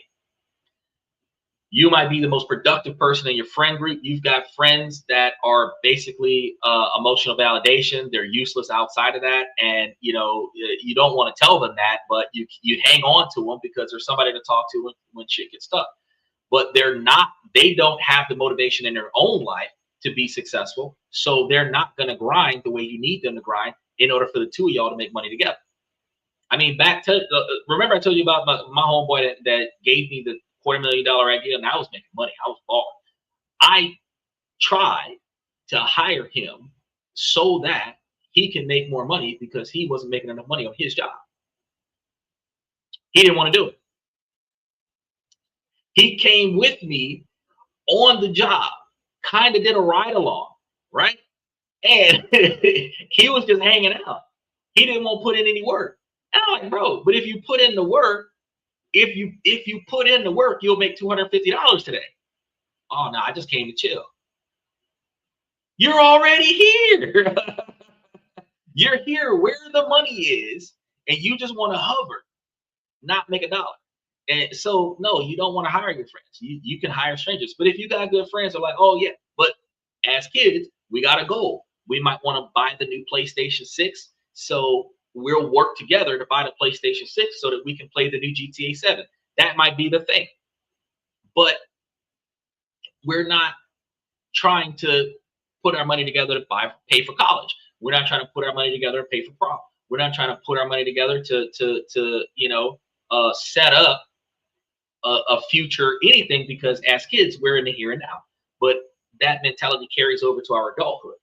So if you're teaching your kids to prepare for their future, don't hire your friends unless your friends are the help, and all the help is going to do is complete the task today for money today, so that they can do whatever they want to do. But when you're hiring your friends that will work, that will accomplish the task to your expectations, and they get paid after the job is done. And if the job is satisfactory, they don't get paid as much, but you still give them a little something.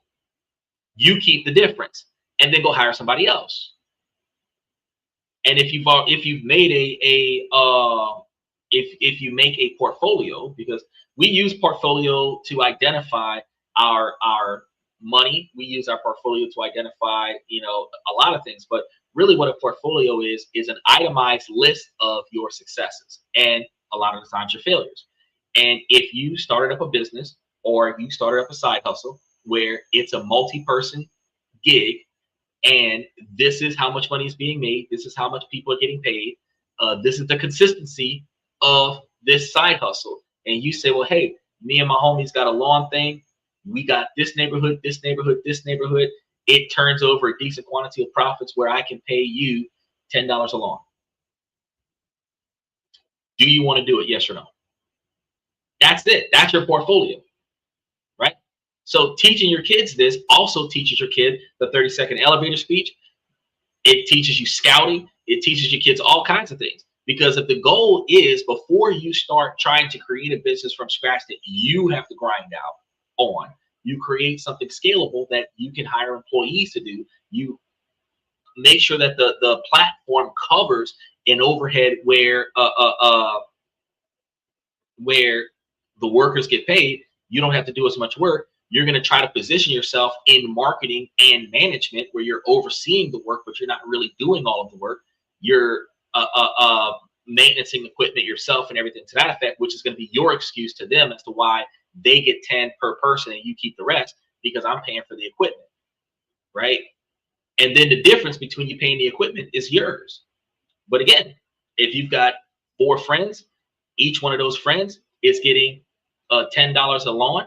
There's 4 lawns. Each one of them got $10. You're charging the customer $50 a lawn. You got $40 a lawn as profit. If you had to take $40 out for gas, you still got $120 of profit. Easy, right? They don't need to know the rest of the operation. They just need to know how much of the operation impacts them. And that could be a summer job, but you got to teach your kids to scale. Steven says, when I used to get paid, I blew it all. Now I know what to do with it. Right. But at 36, it took you 20 years to figure out what to do. And that's why I'm saying, if we taught our kids when they were young, they would know. But now here as adults, we're going to learn. We're going to learn the hard way. Now, pillar number 2, after we've already done our assessment of our finances to kind of figure out where things are, the next thing you want to do, because your net worth tells you the overall position that you're in, but your emergency funds is going to tell you how fragile you are. This is going to be the buffer between the bad days and financial catastrophe. Determine whether a job loss, a medical bill, or a car repair is a solvable problem or a crisis that sends you into a debt spiral. Now, I know that the age-old saying is that you need to have about 3 to 6 months worth of essential living expenses saved up in liquid capital, meaning like cash that you can use right now, easily accessible accounts that you can utilize that money from, and that's the ideal goal. That's the reasonable, manageable observation. And why is it stated at like reasonably 3 to 6 months? Because if your cost of living is, say, $3,000 a month, 6 months worth of money is $18,000 in cash. That's a lot of money. However, what I want to understand, what I want everybody to understand, is with like a month and a half to 3 months worth of government shutdowns, 3 months of money is not enough.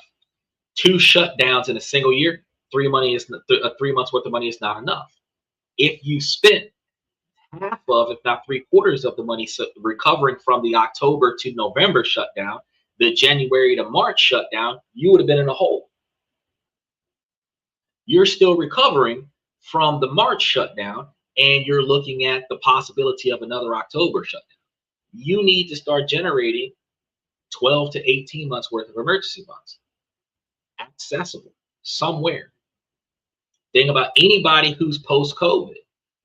If you guys remember when we had a whole year worth of not being able to go to work, we need to start putting away enough money to cover a year of not being able to go to work. But to start with, realistic, achievable goals requires us to do micro goals on top of macro goals. A micro goal is a short distance that we can achieve as a milestone towards the bigger picture. So end goal, end result, you kind of want to have like 12 to 18 months lying around just in case. But as you get there, start off by having 3 months, then work your way up to 6 months. But don't stop at 6 months, because 6 months is not enough. Also think about this.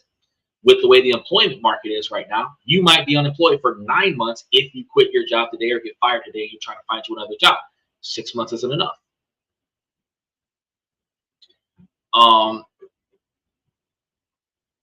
So ideally, you want to have this money in a high yield savings account where it can earn some kind of interest, even though it's not going to really offset inflation. It will actually grow beyond the initial principal and have you more on the back end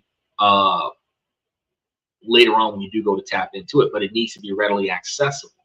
Now you can, for those individuals that are going to pay your bills several months in advance, which is a fantastic idea, put a lot of your capital into a brokerage account that can earn even more interest in a high interest savings account. The risk behind that is if the market sucks and businesses go under and your money is tied to those businesses, you might lose your emergency funds.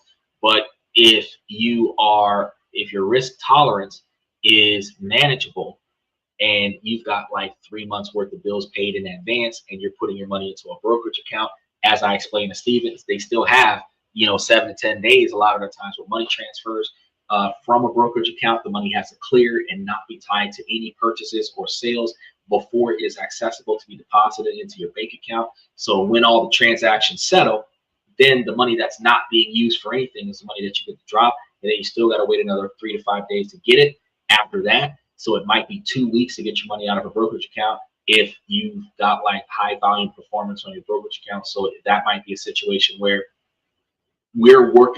next week is September 1st. If you're starting to pay your November 1st bills right now in August, you could potentially put a decent quantity of your money into a brokerage account where if you're looking at over the next 3 weeks, some financial problems on the horizon, instead of waiting until that financial problem becomes a requirement for an immediate action, you could preventative maintenance start utilizing the money from the brokerage account so that it is freed up to put towards that particular scenario.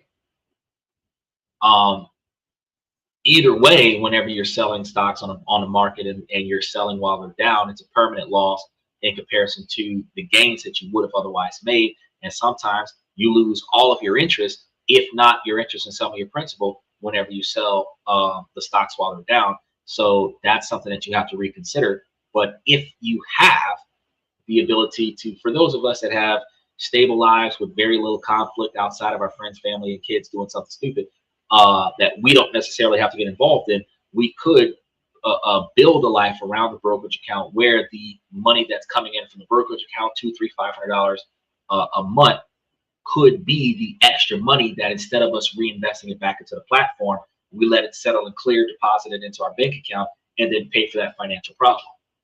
Because right now, this last week of August, you have like Ellington Residential, Orchid Island, AGNC, I think Ontario, and a few other companies that are wrapping up the last week of August, where dividends are going to start coming in between the 1st and 15th of September. So if you had any expenses that had to be paid on the 20th of September, instead of reinvesting your dividend return back into your brokerage account, you might deposit it into your account the first week of September and use the profits from your brokerage account to pay for your bills that are due on the 17th or the 20th of September, where you otherwise didn't have the money.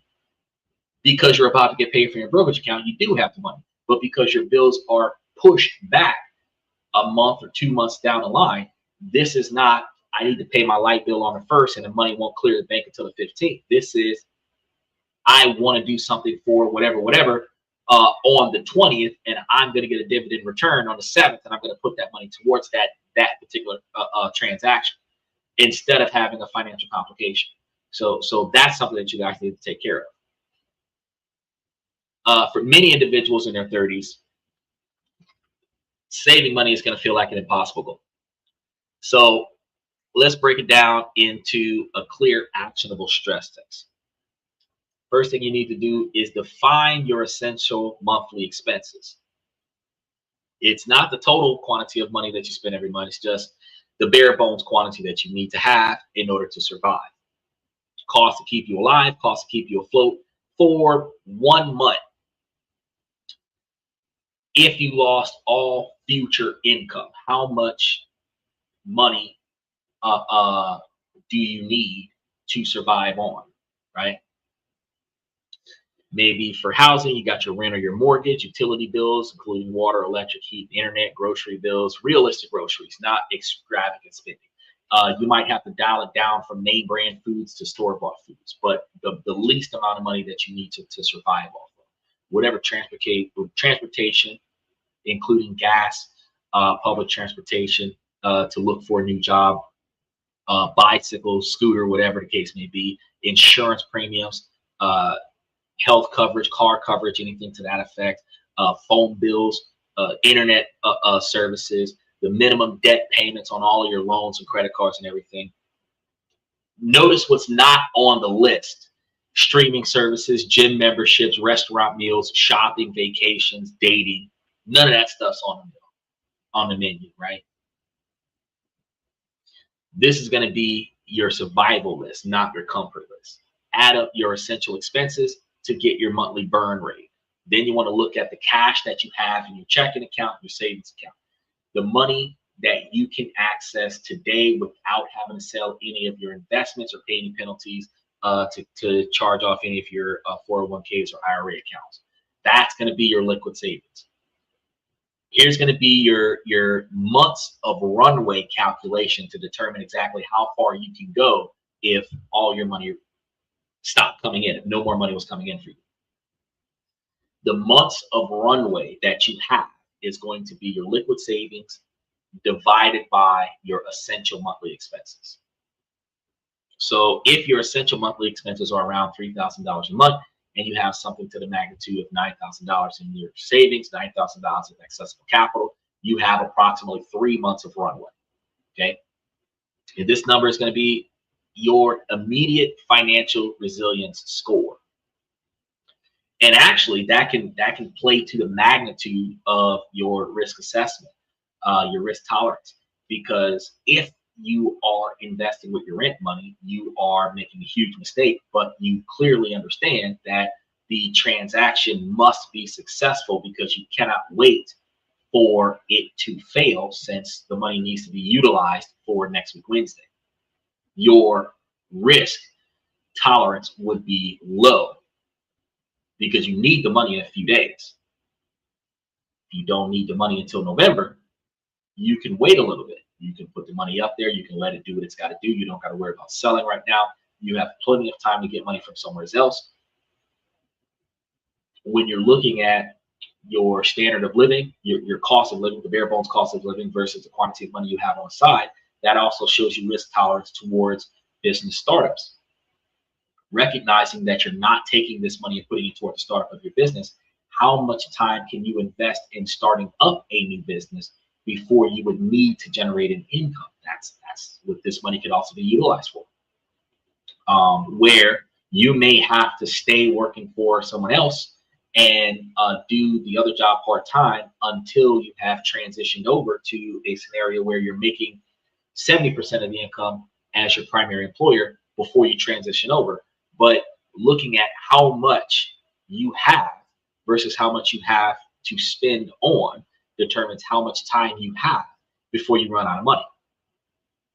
So you might have less than 1 month worth of income. You'd be in the danger zone. A single unexpected event could be devastating. If you're living paycheck to paycheck, you don't get paid till Friday, you got bills due on Thursday, you don't have any money right now, you're in a bad spot. You want to build a starter fund of at least $1,000, and then 1 full month of expenses as you go along. That's going to be your absolute highest priority. Start off by trying to hold on to $1,000, then determine how much money you need for 1 month's worth of living and try to get that first. And I tell you guys, paying your bills in advance, revolving bills are flat rate bills. I mean, yes, they're a little bit variable because your electric bill is going to be higher when you use more power. Your gas bill is going to be higher when you use more gas. Your water bill is going to be higher when you use more water. But you have an average month-to-month expense because your usage is usually consistent. So you kind of have, outside of inflated cost, you kind of have an idea of how much your power is going to be, right? Well, not if you live in states that are getting power from Canada, because they're probably going to get screwed right now. But for the most part, for the rest of us, we kind of have an idea. If you know that you normally spend around $250 a month for your light bill, you know that approximately $250 a month is your light bill. If you paid $250 a month on your light bill, you're paying the bare minimum. But if you pay $500 a month on your light bill for 3 months, now you got your light bill paid for 3 months in advance. You can maintain that level and go back to giving them the $250 a month. And then if something happens where you don't have enough money coming in, you can skip a payment because you've already paid them for 3 more months. You've almost paid them for the rest of the year, right? They owe you service for the quantity of money that you gave them. They're not going to give you the money back. If you overpay on your light bill, they're not going to give you the money back. If for the entirety of your life you are paying 10% more on your light bill than what you actually owe on your light bill, you will find yourself over the course of 10 consecutive payments overpaying enough to be 1 month in advance. But if you pay double what you need, if your light bill is 100, you give them 200. If your phone bill is 75 and you give them 150, you're overpaying. This doesn't work for mortgages. It does not work for car notes, but it does work for paying your car insurance for the entire 6 months. It does work for light, gas, water, cable bill, phone bill. It does work for things that are a revolving service that has a reasonable fixed scenario. You can just give them 6 months worth of money for the service that you're guaranteed to utilize, because this is standard services. And then you don't have to worry about the next 6 months of them asking you for money. They will send you a bill that shows how much they still owe you and how much they took out of it and what they took it out for. And why do I think that that is better than having a stack of cash in a savings account? Because an emergency fund in a savings account can just as easily cover your utility bills for the next 6 months as it could to cover car repair. But if the utility bills are already paid, if the car needs to be repaired, you're going to have to use a different quantity of money for that. You can have 2 different catastrophic failures at the same time. You can have a car crash that requires car repair, but your job loss requires 6 months of not going to work, and your bills still need to be paid. If you have an emergency fund that might cover the car repair, what's covering your utility bills? So if your utility bills are paid for 6 months in advance, a year in advance, whatever else happens in your life, your primary bills are already paid, right? So the first thing you want to focus on methodically, building up this savings. 3 to 6 months is going to be the next step. Once you're there, you're in a stable position. You can weather a significant financial storm like a job loss, a short-term job loss, without having to make desperate decisions. And that's one of the most important parts about this is you don't want to be in a situation of panic, because just like I think it was last week or yesterday, we were talking to somebody who were like, oh man, I would have just got a job from anywhere. It was Sunday. That's what it was. Michael, matter of fact, was like, oh, I would have just got a job from anywhere. No. If your skill set is on the level of a $30 an hour job, you don't want to settle for a $12 an hour job because you need money now. You're not going to have enough money to cover your standard of living, because if your standard of living is a $25 an hour standard of living on a $30 an hour skill set, and you accept a $12 an hour job, you're not getting paid enough, which means you got to work 2 jobs. But the ability to hold out for the $30 an hour job requires you to have enough financial stability to wait. That again is this runway that we're talking about here, right? When you start having more than 6 months, you're in a position of strength, because when your runway is short, you don't have a lot of options. So you also don't have a lot of time, but you don't get discouraged about that. You just need to start off by getting that $1,000 amount of money, then work on getting your first month, then work on getting your first 3 months, then work towards getting your 6 months. Just build. An emergency fund isn't just the money, it's also peace of mind. And that's going to be something that I swear you will have so much financial relief when you listen to what I'm telling you and start paying your utility bills multiple months in advance. You got extra money coming in and you start paying your utility bill, overpaying on your utility bills. I promise you, when you walk up on the first and you look at the light bill came in $0 owed, gas bill came in $0 owed, water bill came in $0 owed, all you gotta pay this month is the rent or the mortgage and the car insurance, unless you pay that for the whole 6 months. And then whatever credit cards are sitting there, you're looking like, oh, I don't have to do anything this month. I can start focusing on next month or the month after. That mental peace of mind is golden. You got to understand, you can start moving and shaking. You could take a little bit of money and put it towards fixing some stuff that you could not fix. Garbage disposal, get some stuff taken care of that you wasn't able to take care of because you don't need to do anything this month. You can also plan for external repairs. You can plan for regular servicing. You can plan for regular car maintenance because now this is the month. I got a little extra money, or I have a little extra space between my money and my bills. I can actually service my car. Paying these bills significantly large number of months in advance. Huge benefit for you. And if you're a government worker, it is even better because whenever they fuck up the money, because the government is going to do it every year. They tell you don't come to work. I don't care. My bill's already paid. I don't got to come to work. As a government agent, I'm going to get paid anyway. This is my vacation time. So they tell me, oh, you can't come to work. Cool. But am I going to take a vacation like the normal sense of a vacation, like we're going to spend a bunch of money and go somewhere? No. I'm going to take my ass to sleep. Because all of us, Gen Zs and Gen Xers and the old school folks, whatever the case, anybody over the age of 36, we work from the time we wake up till the time we take our ass to bed. Outside of doom scrolling on social media, we spend a lot of our time working and sleeping. 20, 30 minutes out of our day, we might hang out with some friends and family, but we spend most of our time working and sleeping. Less sleeping than working. So if your boss tell you that you're not coming back to work till I call you, let me put the phone on silent and I'm just gonna go to bed. Spend some time with my family, maybe take up a trade, learn something new, but I'm just gonna sleep. That's your vacation. Rest. Right?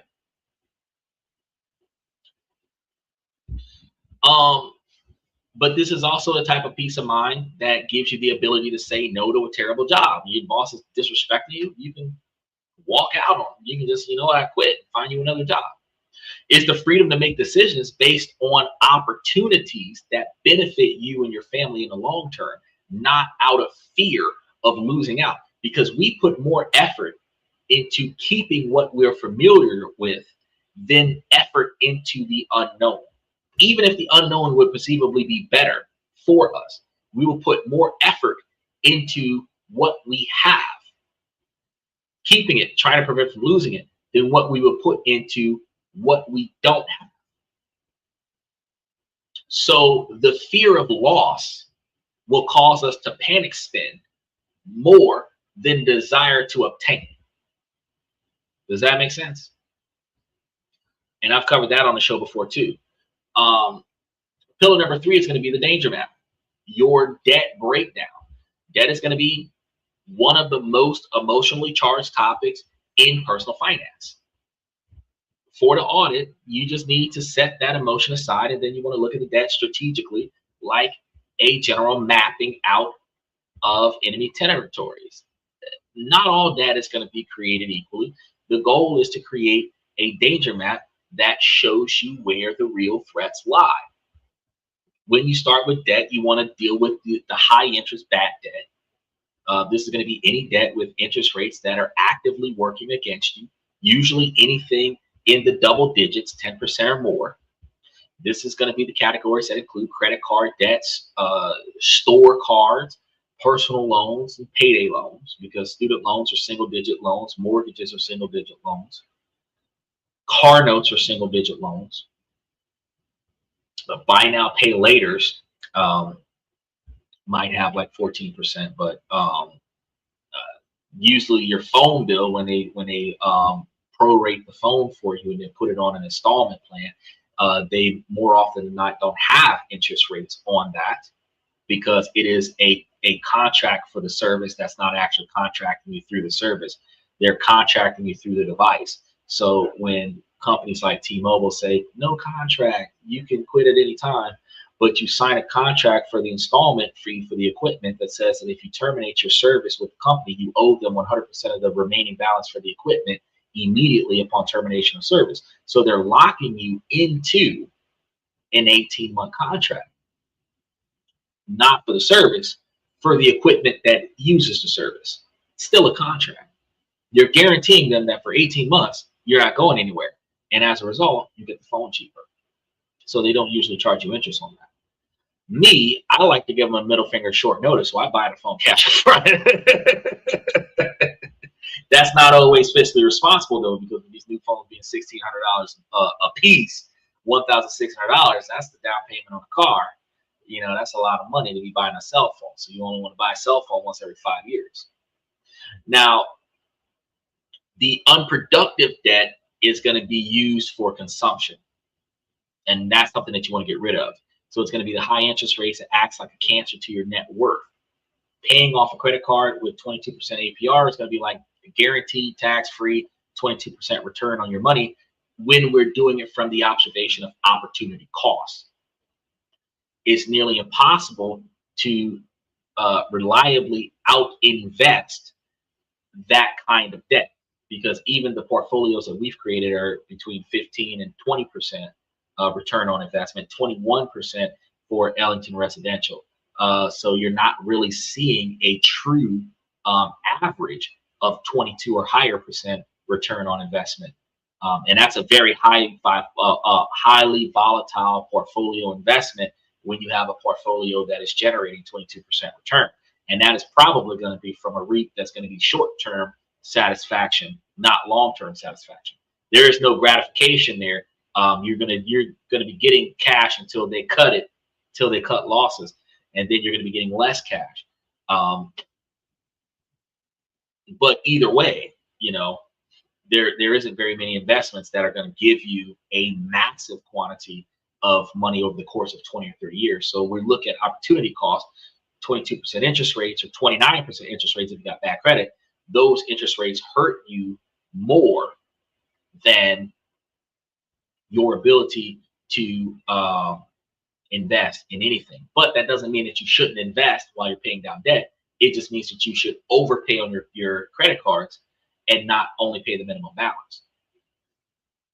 But this is going to be a fire in your financial house that must be extinguished as fast as you possibly can. So you want to structure some okay debt. And this is going to be the category that's going to be including things like student loans, car loans, mortgages, stuff like that. The debts that often have lower fixed interest rates and a clear payment schedule.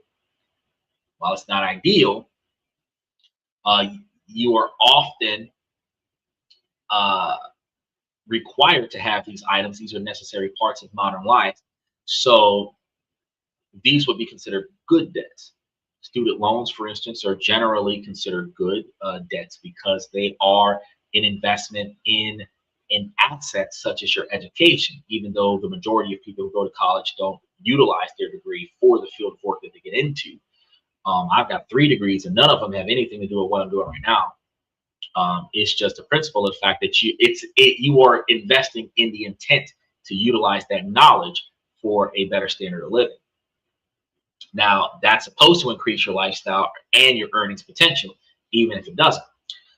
So while it's not guaranteed, it's only really works if the debt is taken on manageable levels compared to the income that you're ending up earning. So this debt is not a five-alarm fire, but long-term challenges to be managed and eventually eliminated when you start dealing with high levels of student loans, because all of the pillars that they've put up recently to take on student loans not feasible for you.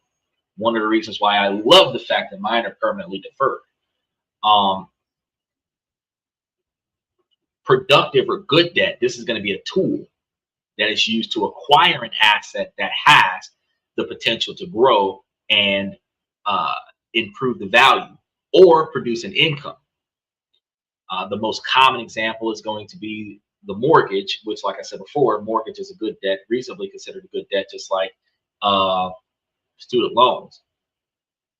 But the interest rates are typically going to be manageable, and over the long term, the house is likely to appreciate or increase in value, building your equity. Now, this is going to be using leverage as a tool to build wealth. So when you're creating your danger map, you want to list every single debt that you have. Next to each one, you want to write down the total balance, the minimum monthly payment that you have, and most importantly, the interest rate, the annual percentage rate. Sort the list from the highest interest rate to the lowest interest rate. That debt at the top of your list at like 24% or higher, the 18% personal loan, those are going to be your mortal entities. All of your focus and external financial energy, anything left over that you're not putting into your brokerage account, is going to be used to build the emergency fund after you've covered your external funds and put some money towards your investment portfolio. But you want to destroy your bad debt as fast as possible. Now, me and Michael, we've talked about this on the show quite a few times. So for those of you on TikTok that haven't heard this before, we have two ways that we can accomplish this. We have the avalanche method, where you're paying off the highest interest debt first, which is mathematically optimal. And then the snowball method, where you're paying off the smallest balance first, which is psychologically optimal, because looking at that zero balance at the end of your bank statement makes you feel achieved more than chasing the lower interest rates and still having the reoccurring debts for extended periods of time. Both work.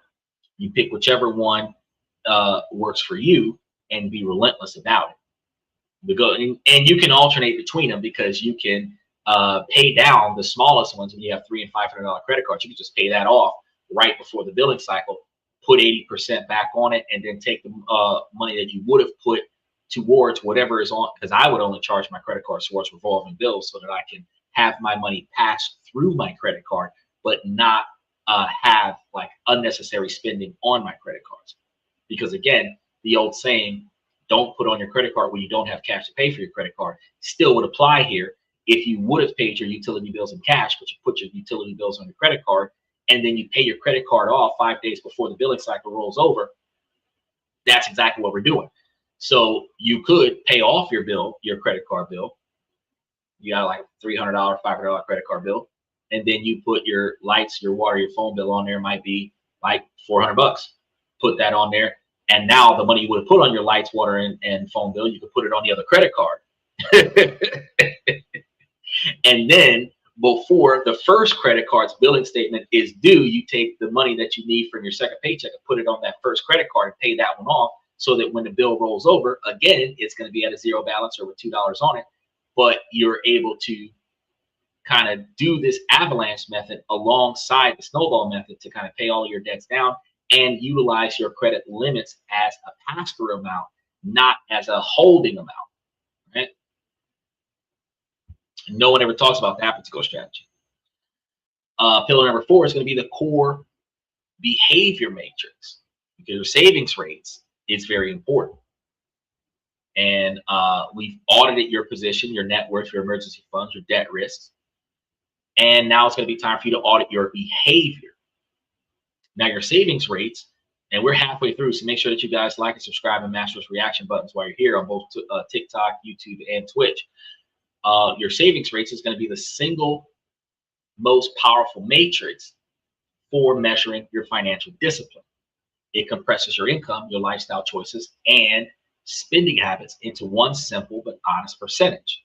Now, This is going to be a good calculation for savings. The total monthly savings divided by gross monthly income times 100.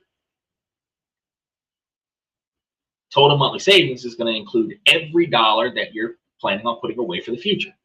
That's going to mean your contributions to your 401k, your workplace retirement plans, your employee matching contributions, that counts too, your contributions to your IRA, money you are adding to your emergency fund or other savings, extra payments that you make towards debt principals above the minimum amount, adding all of that up for one typical month, then dividing it by the gross pre-tax monthly income.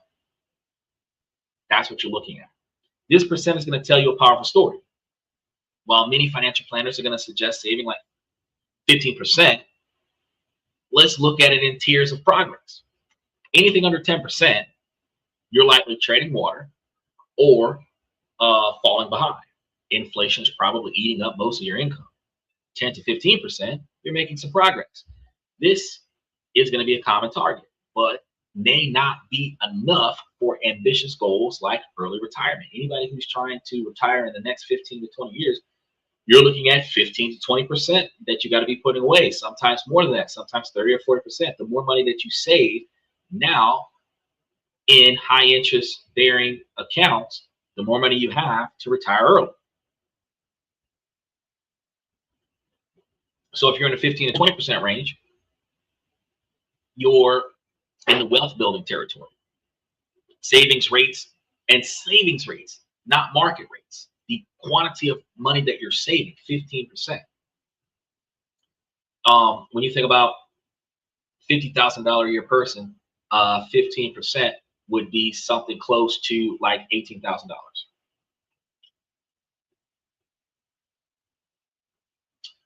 Something to that magnitude, yeah. So somewhere around. No, I'm gonna recalculate that.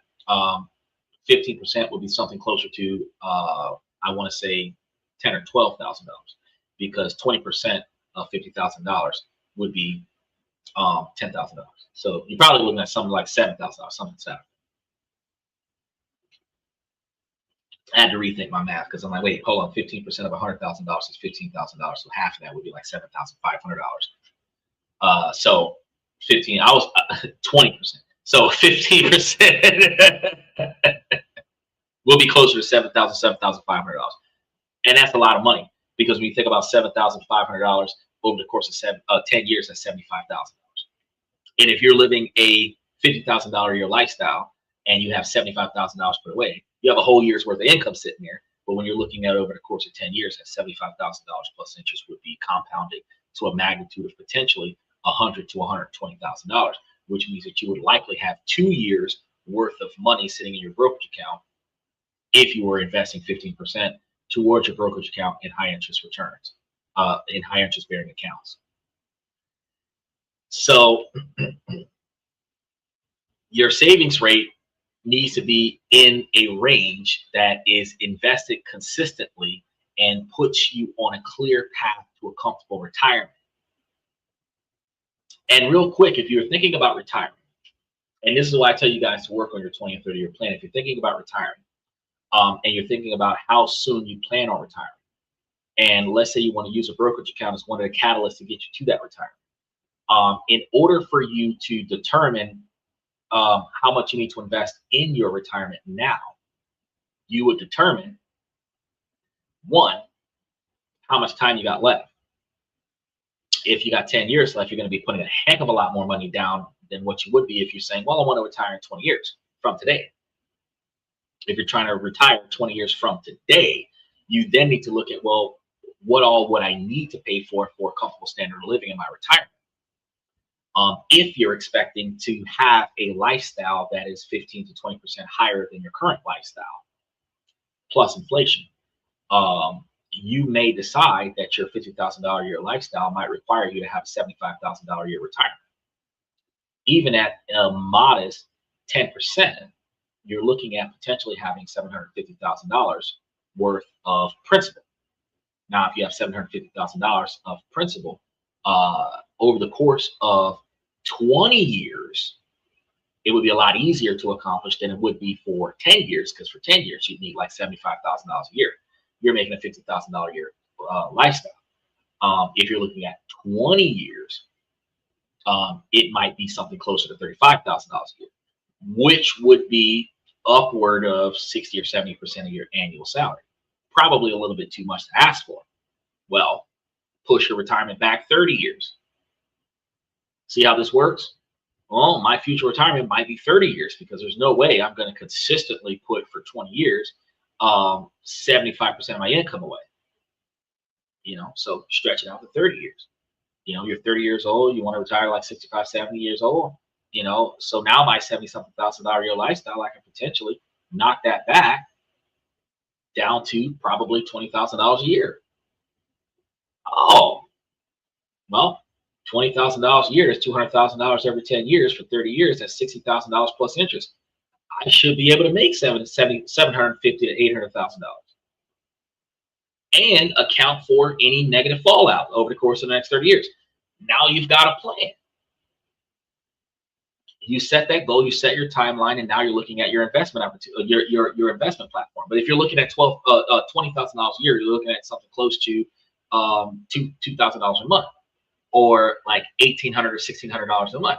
And if you're looking at $1,800 or $1,600 a month, you need to be making something close to $4,000 to $5,000 a month income, right?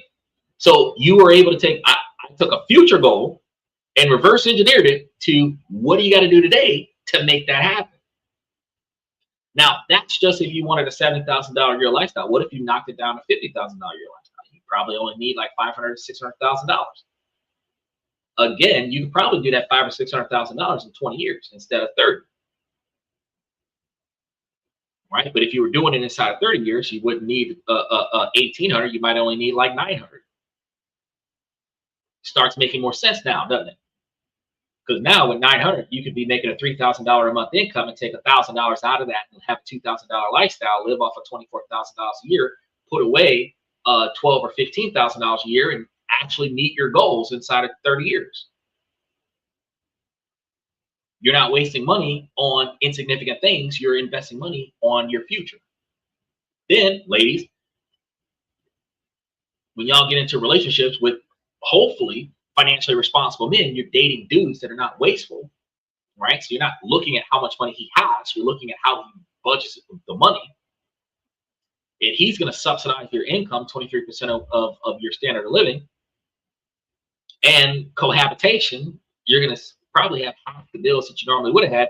Now your cost of living is at 50% or less, which means that you got an extra 50 or 60% to invest towards your retirement, even if it's a joint retirement. But guess what? If I'm making 50 and you're making 50 and we're living 60, out of 100, we can put 40 grand away every year, not be wasteful, and retire in 10 years. All right? We're in our 30s and 40s. We can stay together until we're 50 and 60 and retire 10 years later, right? Just by, instead of getting lifestyle creep and improving our standard of living to match our income, we stay where we are for 10 more years, and then we can elevate our lifestyle and retire and live good, because by that time we would have more money coming in than our combined income together. And we can quit our jobs and spend the next 40 years enjoying our time with each other. And some people are going to think, oh, that's a lot of time. 10 years is a lot of time. Well, shit, you're in your 30s and 40s. You've been living this shitty lifestyle for the last 10 to 20 years. So what's another 10 years with somebody that you can retire with? Doesn't that make sense? So instead of caring how deep his pockets is, you pay attention to his decision-making skills. And if you've got a guy that's not going to waste the money, that's an asset. Women say they got a career and they got an education. You tell me that you've got a financial plan for retirement that you're investing in that I can benefit from. That's an asset that you can bring to your relationship because you'll help your husband with his retirement. But you being like the CEO of Goldman and Sachs, that does nothing for me when your money is your money. But if she's a Wall Street investment agent and she's taking her skill set and using it in her personal life, and I'm involved in her personal life, that's an asset. I just want y'all to understand there's levels to this stuff. The more aggressively that you invest in your future, intentionally saving will lead to financial independence much sooner than your peers.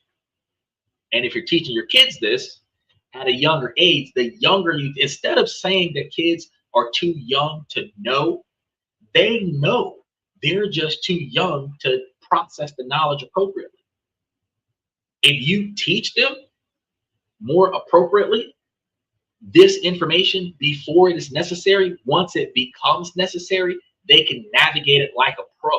So if from 6, 7, 8 years old, you're teaching your kids how to make, save, and invest money, how to leverage, how to expand and automate, how to remove themselves out of the workforce and put workers in place that they can rely on, that they can trust, how to turn profits off of investments, how to come up with ideas, how to be inventors, how to be creators. By the time your children are 18, 19, and 20 years old, and you started when they were 5 and 6 years old, they'd have been doing it for almost 15 years.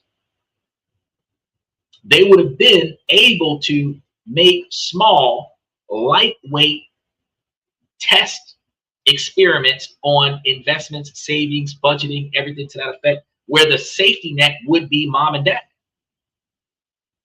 By the time they get grown, where they have to do this on their own money, they would have effectively done it long enough where they're making less mistakes and they're recouping the losses a lot faster and they're able to be more successful. So now that first 10 years of adulthood from 18 to 28, you are reinforcing and enhancing on an expert level your ability to make yourself successful because you've been doing that since you were a child. You were doing that since you were 6, 7, 8 years old. Those of us who have proudly said that we've been working since we were 9 and driving since we were 14, we do it so well right now in our 40s. But if we were investing since we were 9, if we were creating since we were 9, if we were expanding and building and networking since we were 9, we would be way richer than what we are now. The earlier you do it and the more you do it, the more effective it is and the faster you see a return on your investment. So don't be discouraged if the numbers are going to be low when you first get started, but the goal of the audit is to find the truth. If your savings rates is somewhere around 4%, then it's 4%. Now you know. The question becomes, what can you do to get it to 5%, then 7%, then 10%? In fact, if you're currently saving at about 4%, add 1% every month. That's it. So if you're putting away $25 a month right now, next month, do 40, do 50, do 70. Get yourself up to $100 a month. Look at your discretionary spending. Stop paying for things you don't need. Quit smoking, quit drinking, quit clubbing, quit dating. Especially if you don't have the right person you're talking to. I'm not saying give up on a relationship. I'm saying give up on all of these random first dates with people who really are out there having a good time and you're trying to build a life, right? Or if you're gonna date, date for free. Not date on their dollar, date for free. Meaning like, let's go for a walk in the park. Let's go sit somewhere and read a book together. Let's go to a library. Let's go places that don't cost us money to get to know each other. Where the most expensive thing on a date is the damn gas. Let's ride bicycles. That way we don't have to spend money on gas. Right? Well, tracking your expenses is going to be the first step. Then you want to be able to optimize what you don't measure.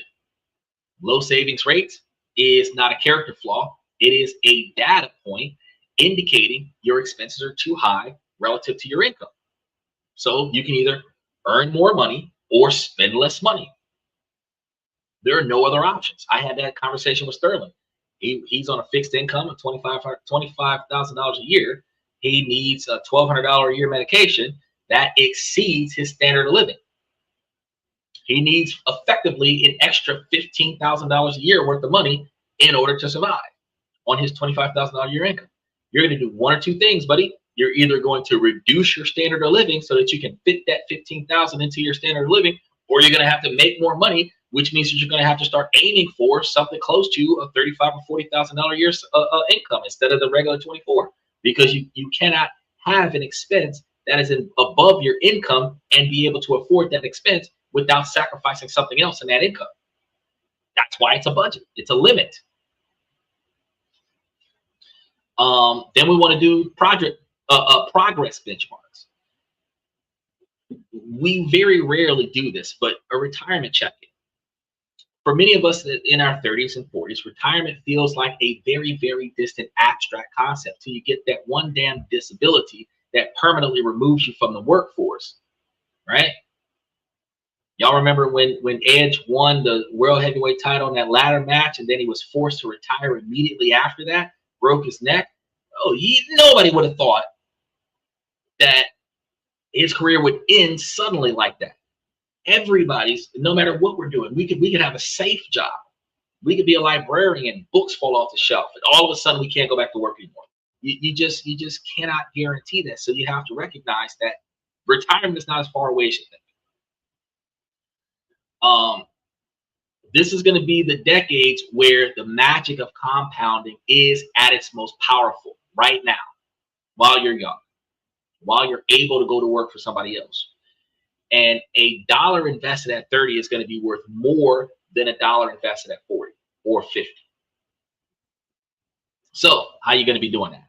Widely cited benchmarks from firm financial experts like Fidelity is to have one time your annual salary saved for your retirement by the age of 30. So if your earnings is $70,000 a year, then the goal is to have $70,000 in your retirement account already. So if it ain't there, you're behind. At age 40, the benchmark is that you're supposed to have 3 times your salary. So if you have a $70,000 a year salary, you should have $210,000 already saved. If you don't, then you're falling behind. Take a deep breath on that, because for a vast majority of people, this target is never met. If you look at your 401k balance, it's nowhere near those numbers. Nowhere near your annual salary matter. And a lot of women that want a engagement ring that's like 1/3 of their boyfriend's income.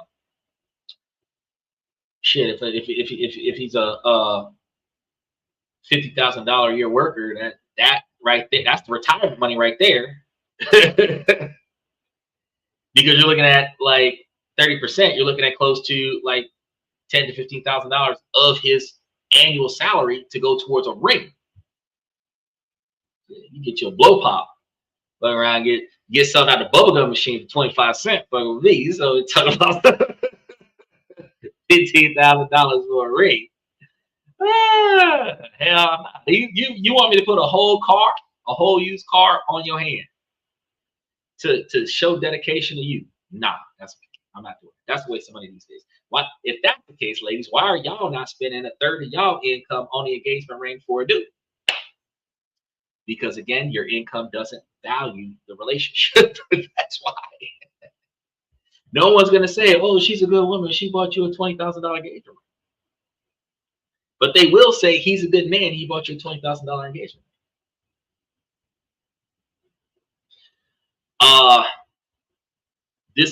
This level is supposed to be a benchmark. It's not supposed to be law, so it's not going to be a moral verdict of failure or success if you don't reach to certain levels. But it does kind of give you an idea as to where you should be versus where you are. It's going to be a signpost, right, of your general pace. Are you ahead of the curve or are you behind? So if you are at or above the benchmark, congratulations. You're in a fantastic position. Keep doing what you're doing. But if you are below or significantly far behind the benchmark, you're in the same boat as the most of us, right? And there is zero reason to panic about that. But there is every reason to act on it. The power of starting now is going to be immense. So if you are right now 30 years old and you start saving, maybe $500 a month could have more than double the amount at retirement compared to someone who starts saving that exact same amount at 40 years. But if you're 40 years old and you haven't started yet, it's better to start now than to wait until you're 50 years old. That's an extra decade of compounding growth.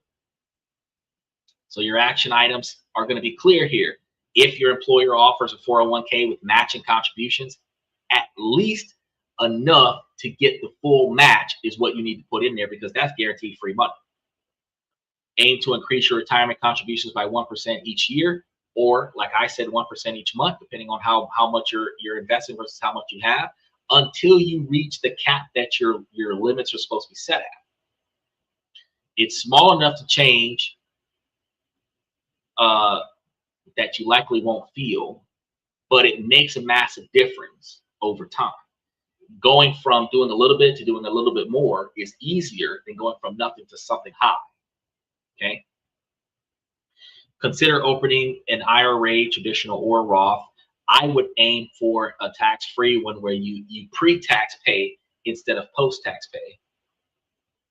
That way you get to keep all the interest, and you don't got to worry about paying the IRS when you're in your 60s and 70s in the retention levels. But for 2026, the contribution limit is $7,500 for those under 50. And the number that you have today is just going to be a snapshot. So since your savings rate and your consistency from this day forward will determine your future, you need to decide exactly what you're going to do and how you're going to do it in order to get to where you want to be at for your future. Now, the overlooked foundation of protection. This is going to be a financial pillar of the chassis that is the least exciting, but it's going to hold everything together while life is going truly wrong. This is the adulting part of the audit. Protection is about ensuring a single catastrophic event doesn't wipe out all of your hard work. So you want to ask yourself these simple questions. Health insurance, do you have it? Is it covering adequately your medical needs? Medical debt is a huge problem in the United States and is associated with the majority of personal bankruptcies. This is a non-negotiable. You want to make sure that your health insurance coverage covers the health that you have and the type of policy that satisfies the type of lifestyle that you have. So for any individual that is planning on international traveling, you want to potentially start locking yourself into the type of health plan that can function in the country that you're going to, as well as the country that you're in. Even if it doesn't cover all 200 some countries, if it covers the one you're in and the one that you're about to go to, it's good enough. Disability insurance, something that not too many people know anything about. If you were injured and you couldn't work for 6 months, how would you pay your bills if you don't already have your bills paid on time? Your ability to earn an income is going to be the single greatest asset. So disability insurance would protect that. And I know that some scenarios you have certain companies that offer disability insurance and you think, you know, I don't need that. I'm not going to be disabled. Look, if you find any provider, look over the policy, see what the criteria is, the difference between unable to work versus partially able to work. You can determine, and we've covered this on a show before. You'd have to go back to the show when we covered insurances. But based on the policy's coverage, if it's the type of coverage where you could work but you're not, like basically you go from being able to 100% cover your standard of living in that particular field versus not being able to work in that field anymore, and you're considered disabled because you can no longer work in that field. That's one type of disability which I would encourage you to get, because if you're working in a manual labor job and you no longer can work in a manual labor job while you could work in a tech job, the fact that you can no longer work in the field that you have the most experience in requires you to have a very large learning curve to get into another career, and having a disability insurance cover your standard of living for a period of time as identified in the policy to allow you to get back on your feet is more beneficial to you than the other disability where you can't work for anybody. That one's harder threshold to cover, because while you might not be able to work in the field that you are qualified for, you are able to work in a field somewhere and nobody will cover you. It's almost like getting SSDI or SSI. If you're not missing limbs and can't do squat, they're probably not going to pay you, right? So you want to get the disability coverage, and that's not a government funded policy. That is a personal policy. You want to get a disability coverage that covers if you cannot work in your current field. that's constituting disability, and then you get paid off of that policy until something changes, right? Life insurance. If anybody depends on you, or, and this is another one, or if anybody depends on your stuff and your stuff has a balance on it, you want to get life insurance policy, at least term life, if not whole life. It's typically very affordable in your 30s, way cheaper than what it would be if you're 70. And then you want to either put a trust or put a beneficiary, a next of kin, on that particular policy. If you have stuff like car notes and mortgages and stuff like that, it might be beneficial to have a trust established, a revocable trust established, and have that revocable trust a beneficiary of the life insurance policy, and then have a third-party company that handles the trust, where what will happen is that they take the cash and put the cash towards the assets, that you can have a rollover scenario where all of your houses and cars and everything to that effect that wasn't already put in the trust before you died would go into the trust after you died, and the trust would pay off those items and assume ownership of those items, where the assets would no longer have a debt. So the kids don't lose the house, the cars, and all this other stuff because mom or dad didn't finish paying the bills before they died. That would be a good thing to do. And when you're setting up policies to cover assets, you want the insurance policy to exceed the outstanding balance on the asset. So say you buy a house for $250,000. Interest and everything might be something close to $400,000. You want to take a life insurance policy out for at least $500,000 or $600,000. Why?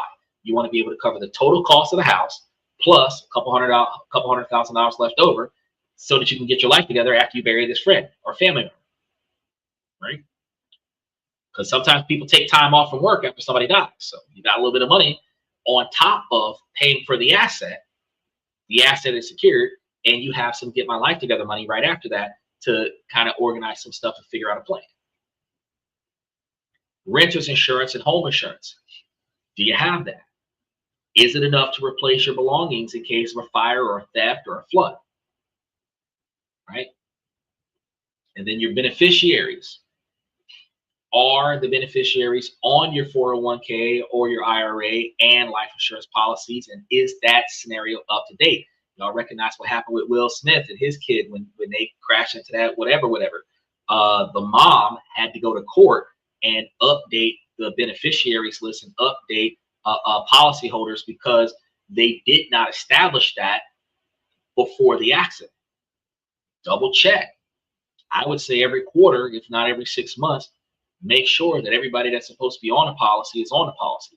And if you have beneficiary distributions where people have percentages of benefits, if you're going to modify those benefit percentages, you want to modify those benefit percentages on a regular basis. Because if something happens to you, whatever the last value was set, that's it.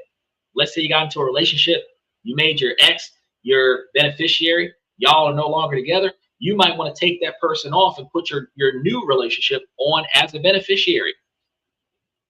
Your ex-husband might be the beneficiary of your policy. You got a divorce. You might want to put your new husband on there as a beneficiary now, right? Simple check ensures that the money is going to go to the right people without any lengthy legal battles, because if somebody feels like they're entitled to it, they're going to fight for it in court. But if the paperwork says that as of recently, the person decided you're not entitled to it, there's nothing to argue about. A will, do you have one? At least a simple will, especially if you have children or a significant quantity of assets. A will of some kind would be crucial, but next to a will would be a trust. You know, this isn't about planning for doomsday. It's about being responsible as an adult. You are building a financial structure, and these protections are the foundation and the roof that protects the structure from the storm. Now, you guys have done the hard part. We've looked at some of the numbers. We've gone through the dashboard. We've created some pretty ugly assessments because more than 76% of us are in a shitty situation right now. The dashboard might be flashing red lights in a few areas for you guys, and that's okay. But for the first time, you're operating with total clarity. The quiet desperation that you felt came from uncertainty. The fear of what's going to happen next comes from you reactionary, adapting to life as life goes on, where you are a cameo in your own life, not the lead star, not the director, not the producer of your own life. You are a cameo. You are a background participant in your own life. And the fear of being cut from the show has always been a thing for you because you are not the primary person. Y'all notice that the star of the show never dies? The true star of the show never dies. The less significant of the role, the quicker the person gets cut out of the show. The only time primary characters get cut out of the show is when their contract ends. They'll be on the show for 20 years if the show lasts for 20 years because they're the primary. You need to live your life like you're the primary person in your life. Everything should revolve around you as far as your finances are concerned. Right? So now that we've got a diagnostic, we're going to spend a little bit of time real quick on a map. The diagnosis is going to be the most important step. And if you have found this level of no fluff auditing helpful, make sure that you hit that subscription button. Follow us on TikTok if you haven't done so already. Mash those reaction buttons while you're here. Hit the notification buttons on YouTube side of things so that you get notified when we go live the next time we go live, because we go live 7 nights a week. Because this is what we do here. We provide you guys with a framework that leads you to real financial control. Because now that we have the chassis and the stable foundation, we can start talking about the fun part, which is building the engine. So now that we're on the second part, if the first part was about the defense and stability, the second part is going to be about offense and growth. This is going to be what you do after you have a positive savings rate, an emergency fund in progress, a plan for your high interest debt, trying to do stuff before the chassis is built is going to be a rookie mistake. But once the foundation is solid, these are the concepts that will accelerate your journey. For most of your life, you've been taught to be a saver. Right now, we're going to be shifting the mindset. You're no longer just a saver. You are an asset accumulator. The goal is not just to have money, but to have money that makes money for you. This means actively seeking to acquire assets. But we need to make a distinction between the two. Appreciation assets are going to be the things that you buy, hoping they will increase in value over time, like a broad market index fund or real estate. Cash flow assets are going to be things that put money into your pocket on a regular basis, like dividend paying stocks, rental properties. You can rent your car out, any asset that generates an income for you. The ultimate goal is going to be to build a system where your assets generate enough cash flow to cover your living expenses, and a lot of the times the operation cost of that asset. Because when you think about Thrift is a rental car company where personal individuals rent their cars out to other individuals. The cost of renting your car out should be exceeding the cost of maintenance your car, insurance policies, gas for the car, whatever, and still have a profit on top of that you can add to your standard of living. That way the car is no longer a liability, it's an asset. That's going to be the mathematical definition of financial independence. So your new focus is going to become, how can I use my savings not just to fill a bucket, but to buy and build more assets? You're now investing, right? Your savings rates isn't just disappearing into an account, it's being deployed to purchase shares in the world's greatest companies via your 401 account or your 401k or your Roth IRA, right? The cash flow first mindset changes how you view your finances. Your job is going to be your primary source of cash flow, but every asset that you acquire is a potential new small stream of assets, of capital gains. And over time, these small streams can grow into a river. Having a multifaceted lifestyle where you have multiple sources of income from multiple different places means that you have an abundance of wealth coming in over the cost of debt that you have going out. The second concept that you guys want to think about is going to be skill stacking and anti-fragile income. Not a lot of people pay attention to this part either, but the audit on the first half of the show revealed a potential point of failure for most individuals. A single source of income. Your W-2 job is a one pillar supporting your entire financial lifestyle. If that pillar cracks, the whole structure is at risk. An anti-fragile income structure is one that can withstand shock. So this doesn't mean that you have to start a massive side hustle. It's starting with stacking your skills. You possess skills that your employer pays you for.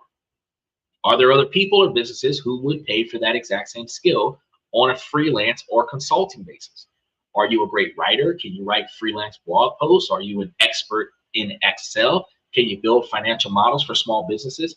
Are you a talented graphic designer? Because you can take a small branding project and then utilize that for extra capital. By creating a second or third stream of income, even a small income, you fundamentally change your financial DNA. You're no longer 100% dependent on a single employer, and this dramatically reduces your risk and increases your negotiating power in your primary career. Because of what you're doing is graphics design. You're working for a graphics designer. You are graphics designing as a subcontracted position. You're getting paid per job more than what you're getting paid per hour. You can actually bring your profits and losses to say, hey, I'm graphics designing on the side. Not using your equipment, because we got to recognize that, we've got some non-disclosure agreements and trade practice things that we sign up on with certain jobs. But, my skill set on the job, I utilize off the job and make $10 an hour more than what I'm making now. Can you give me 5? You can negotiate a raise. If you're learning new skills that would effectively work on a job, but you're using those skills off the job, you can start incorporating them into the job. And then when the boss sees the product or results of your new skill set, then you show the boss, hey, based on what I'm doing now, you can give me a $3 raise. Negotiate that. It's going to be proving that your market value is going to extend beyond your current job description. An anti-fragile income design means diversifying your income sources, just like you diversify your investment portfolio. It could be your job, plus a small freelance income, plus dividend income, plus rental properties. And now, if one of those pillars were to shrink, you have the others to lean on. And then we want to get into the legal infrastructure and the quiet wealth wealth that nobody knows that you've got money. Somebody dies and you get a $500,000. Nobody knows that you got the $500,000. They might know that somebody died, but nobody should know that you got paid because somebody died. As your net worth grows, you need to upgrade your financial operating system. And this is going to be where basic legal infrastructure is going to come in, because if you start a significant side business or buy a large quantity of properties, rental properties, at some point it is going to be time for you to learn what an LLC is, which is a limited liability company, and why it is useful for separating your personal assets from the business liability. You can have your little side hustle that don't really do nothing. Like, instead of having a whole food truck company, you might just sell some small plates of food as you go out and hang out with folks. But when you start fulfilling orders where you have 5 or 7 plates a person, 10, 20 people a day that are pre-ordering your stuff. Now you need to start thinking about starting a food truck restaurant, a delivery service, expanding on it, legitimizing it, and then backing that up. Right? This connects a powerful philosophy of quiet wealth. The goal is not to look rich, it is to be resilient, protected, and in control. Loud wealth buys fashion cars, posts vacation photos. Loud wealth is brand new Jordans that just came out, limited edition outfits, the swatch, whatever. But quiet wealth is setting up an LLC and not bragging to your friends and family about it or your neighbors.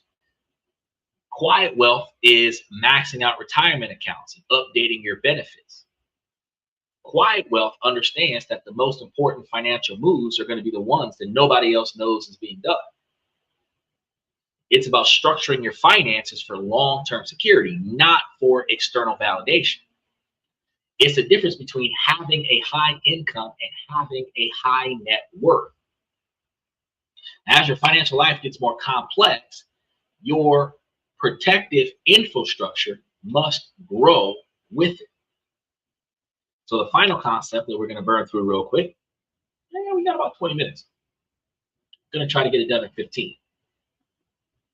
This is going to sound counterintuitive, but after all of the things that we talked about in discipline, we're now going to be talking to you guys about budgets for experiments. Now, pay attention. Here's how this is going to work for you. You're going to allocate a small, specific, and guilt-free amount of money to an experimental budget. This is money that you are giving yourself permission to lose. It's your budget for trying new things. Maybe you use it to invest in a new skill. Maybe you use it to try a small business idea. Maybe you use it to invest in a speculative asset that you've researched, Bitcoin or anything to that effect. The key is that it is a controlled risk. It is an amount of money that, if it goes to zero, will not impact your ability to meet your core financial goals. So let's say you had an extra $1,000 a year worth of money that you could potentially put towards something that Elon Musk was trying to do. That could double your money. You can take the risk on that, and if it flops, you only lost $1,000.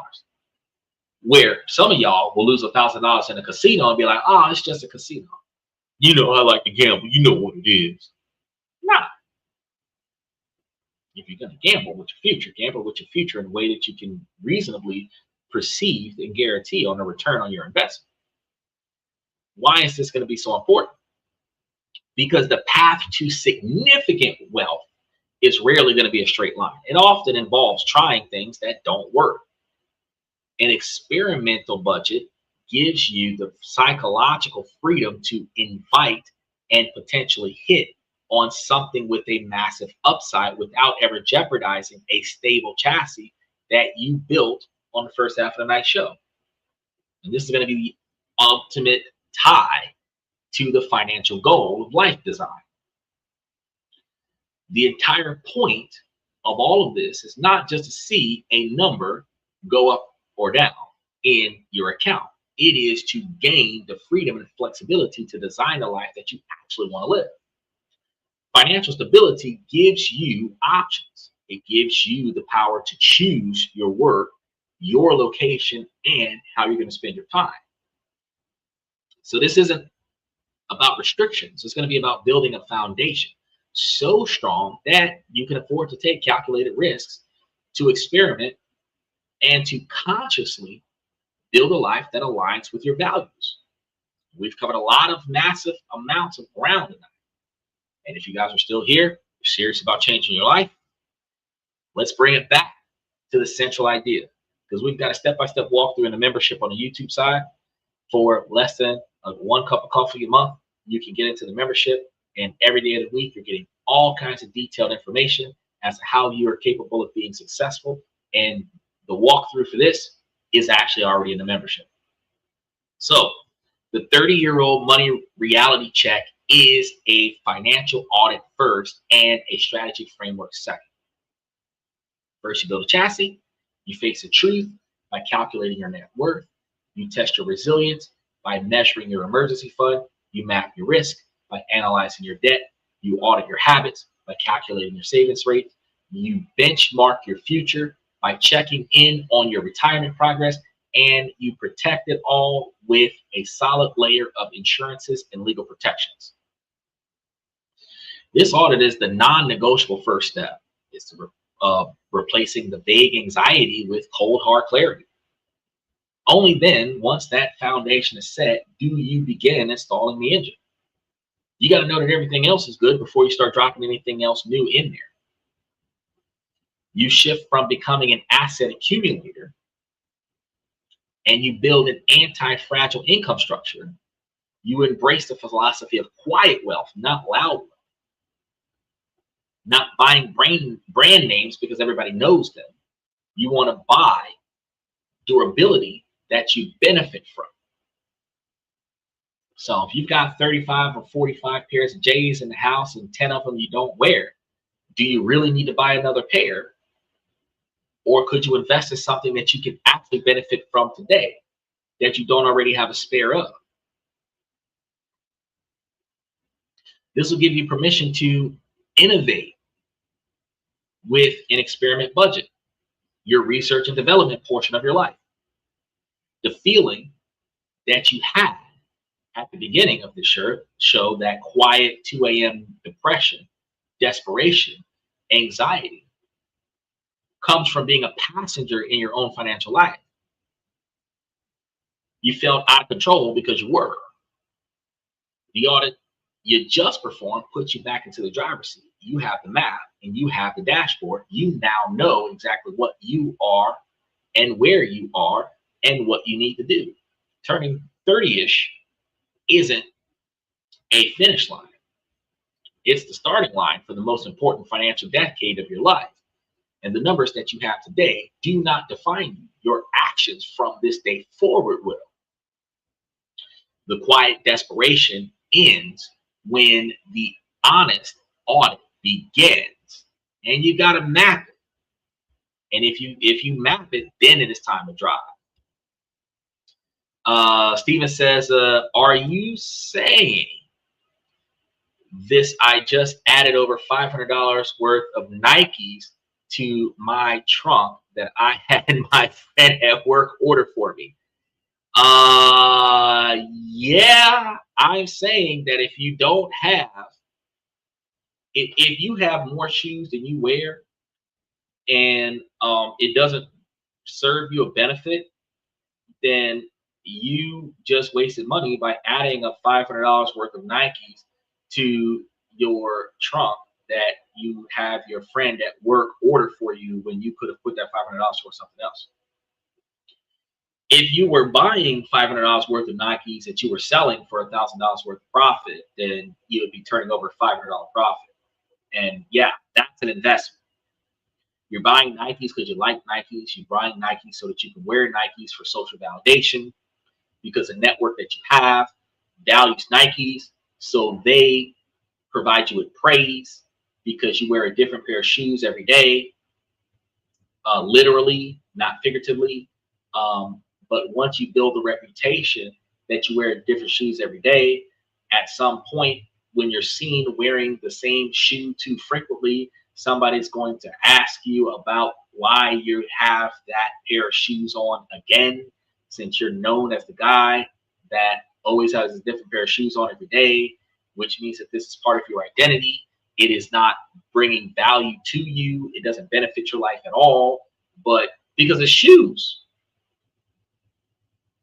that money could be going to something else.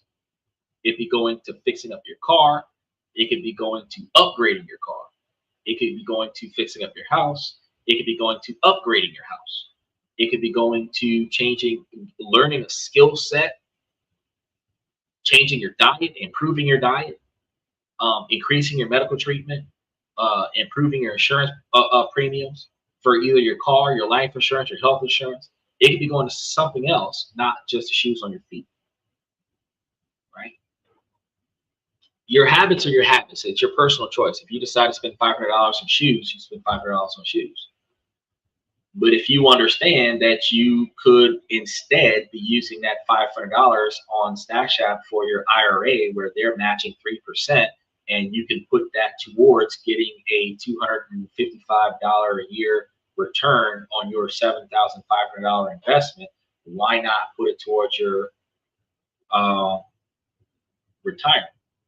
Even if you didn't use Stash App, even if you use like Fidelity or Charles Schwab, where the premiums might be lower, you could be putting the money somewhere else, where instead of putting your money towards fashion, because fashion is external validation, you could be putting it towards something that you benefit from. You could be taking that $500 a month and putting it towards building up your savings, where you're paying your utility bills several months in advance. You could be paying your phone bill until the spring term, so that you can effectively be paying your phone bill out of your refund from your student loans or student grants and scholarships and get refunded to you every semester. You could be doing so many different things. You could be using that $500 to buy your second computer. You could be using that $500 to start up a website. You could be using that $500 website to do what I told you 2 months ago, which is sell your notes online for profit as digital downloads, starting an e-store for education, where you can have a second job that could turn into a small business that's self-functioning, that ultimately pays for itself, where you don't got to go to work every day. You get paid to advertise to other students that I've got a website that's got all the notes for all the classes. Now, instead of you walking around college campus wasting time, you're walking around the college campus marketing yourself. So if you're spending $500 on shoes, it is what it is. But you could have been spending that $500 on something else. And since I gave you the outline of the type of thing that directly intertwines with what you currently have, because you have 2 universities, not just one, the one you came from as an alumni and the one you're going to. And the market for this is enormous. And the ability to get the information is literally free. You can go to every teacher and just ask them for a syllabus. You can go to every student and ask them if they have a copy of their syllabus. And the majority of these things are on PDF files, so people will just send it for free. You have an outline of what that teacher plans on teaching. You can use AI software to generate a step-by-step guide, study guide for every individual concept on the syllabus. You can put it together in packets. You can sell them by the lesson, or you can sell them by the course and have people buying that stuff up, because a lot of people will pay for the notes so that they don't have to take notes in class. And you're working on a pain point and a luxury, turning a profit off of it, where all you have is website maintenance now, paying for the domain, paying for the service, and then setting up the links and setting up the payment option, probably PayPal, Stripe, Square, something like that. And now you can walk away from it, where you're just checking the emails to the website to see if anybody sends you an email that says, hey, I tried to make a purchase, but the link didn't work. That's the only thing that you're looking at, which is way better. Because now you work for yourself. You have little to no interaction with your clientele, but you're making money. You make money for you off of your knowledge, your skill set, your networking skills on your university. We go to college not to get smart. We go to college to network. College is not about learning new things. It's about meeting new people and leveraging the knowledge that you have access to get more stuff. Why not use it? So if you're buying shoes, hey, buy shoes. It's up to you. I'm just telling you guys that there's solutions to your problems. I'm telling you guys that there's alternatives. I'm telling you guys that, well, where there is a will, there is a way. But if you have no will, there is no way. So I can give you guys knowledge and ideas and information every day of the week. Y'all not take it, and y'all still be in the same place in 2 years that you are in today. Or y'all can start reconsidering what y'all do, and y'all start trying to make some changes. And then you will see that this week, next month, next year, better than what it was before you started listening to me. That's all I'm saying. Steven says, all I need is a black pair of Timberlands, and my footwear is will be scratched for a good year. Okay. You could have got you a pair of Oxfords. You could have got you 2 pairs of Oxfords for the $500 worth of Nikes and had you some custom shoes that would have lasted you for the next 10 years. Just saying. It is what it is. It's whatever you decide to do. With that being said, I got to wrap things up. I'm going to start by saying, ladies, as long as the situation doesn't make sense, I'm going to keep asking you ladies to make it make sense. So ladies, please make it make sense.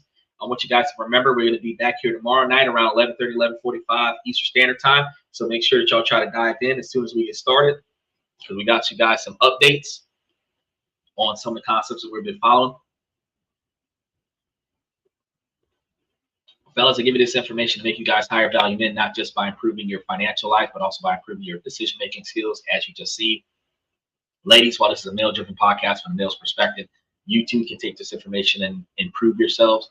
I fundamentally tell you guys to take the things that are inside of your control in your lives that you don't like and proactively put forth the effort to change that, and then navigate around things that are outside of your control. I tell everybody that you need to pay attention to your 20, 30-year plan, reverse engineer that to what you need to do today. As I've explained to you throughout today, that you have the capabilities of, if you were to steadfast on your goals, you would be able to navigate to them a lot easier, adjusting along the way.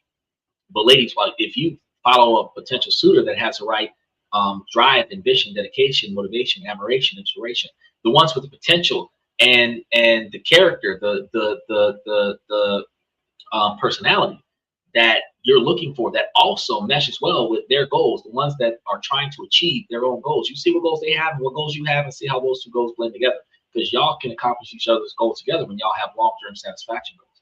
The short-term gratification goals or living in the moment lifestyle does not benefit your future. But if you're partnering with somebody where you're trying to live for the future and they're trying to live for the day, y'all are always going to have a conflict of interest. Right? And one of you will be subsidizing the other one's expectations, where you guys will always harbor resentment for one another. But like I showed you guys today, and I mapped it out, that 2 people can make it to $1 million faster than one, but it requires you guys to both have the same or similar financial values. So instead of finding out how deep his pockets is, you need to find out how his financial values in line with yours. See where he sees his life and how he plans for his retirement. What is his exit plan to get out of the workforce? And see how that meshes with you. What is his retirement going to look like, and how do you fit in that? Y'all need to be paying attention to that instead of paying attention to how deep his pockets are. Now, fellas, y'all can do the same thing for the ladies. Where does she see herself in 20 years, and how does she plan on getting there? And if the first word is "I don't know," you already lost cause that one. But either way, I want a special shout out to Steven, Aztec, Andy, some of the most valuable members in our membership, Michael, OG Kicks, Joe Jack. I think I shouted out FX Trader, and if I didn't, FX Trader. I really appreciate you guys for coming to the show. I'm your host, Xander, where we talk about this, that, and everything in between. And while we haven't got the stream key yet, we're working on it. And as soon as we get it, we get everybody in the same place. But until we do, I will see you guys tomorrow night.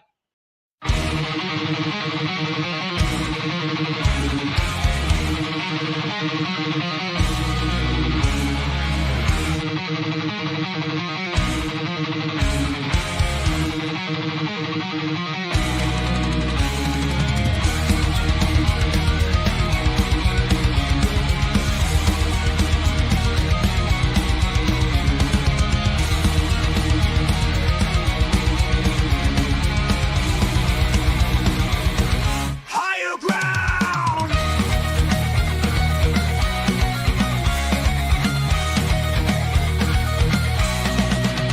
Used to chase validation, now I validate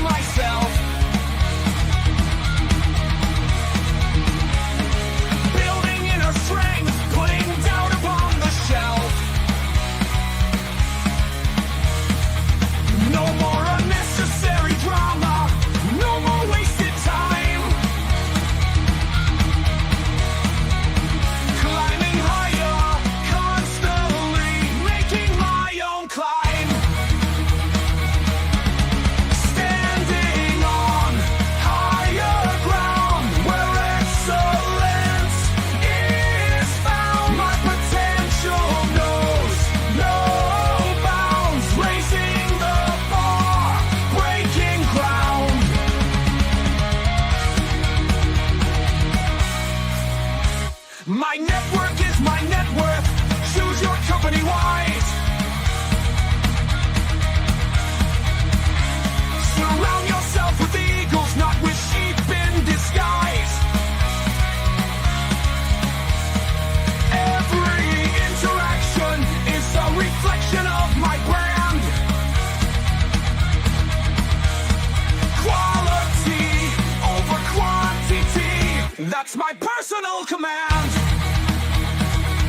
I'm not landing on higher ground where excellence is found. My potential knows no bounds, raising the bar, breaking ground.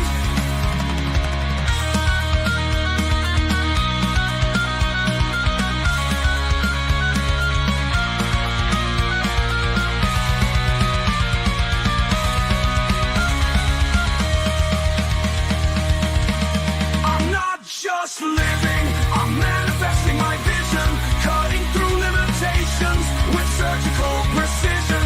My expectations are my compass, my respect is my shield to mediocrity and chaos. I will never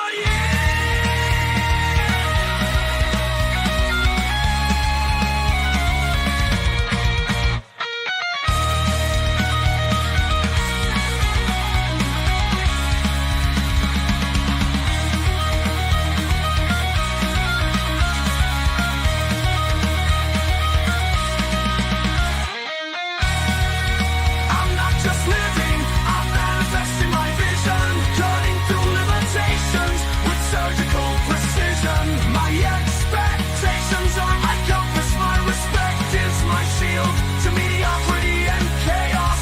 I will never yield.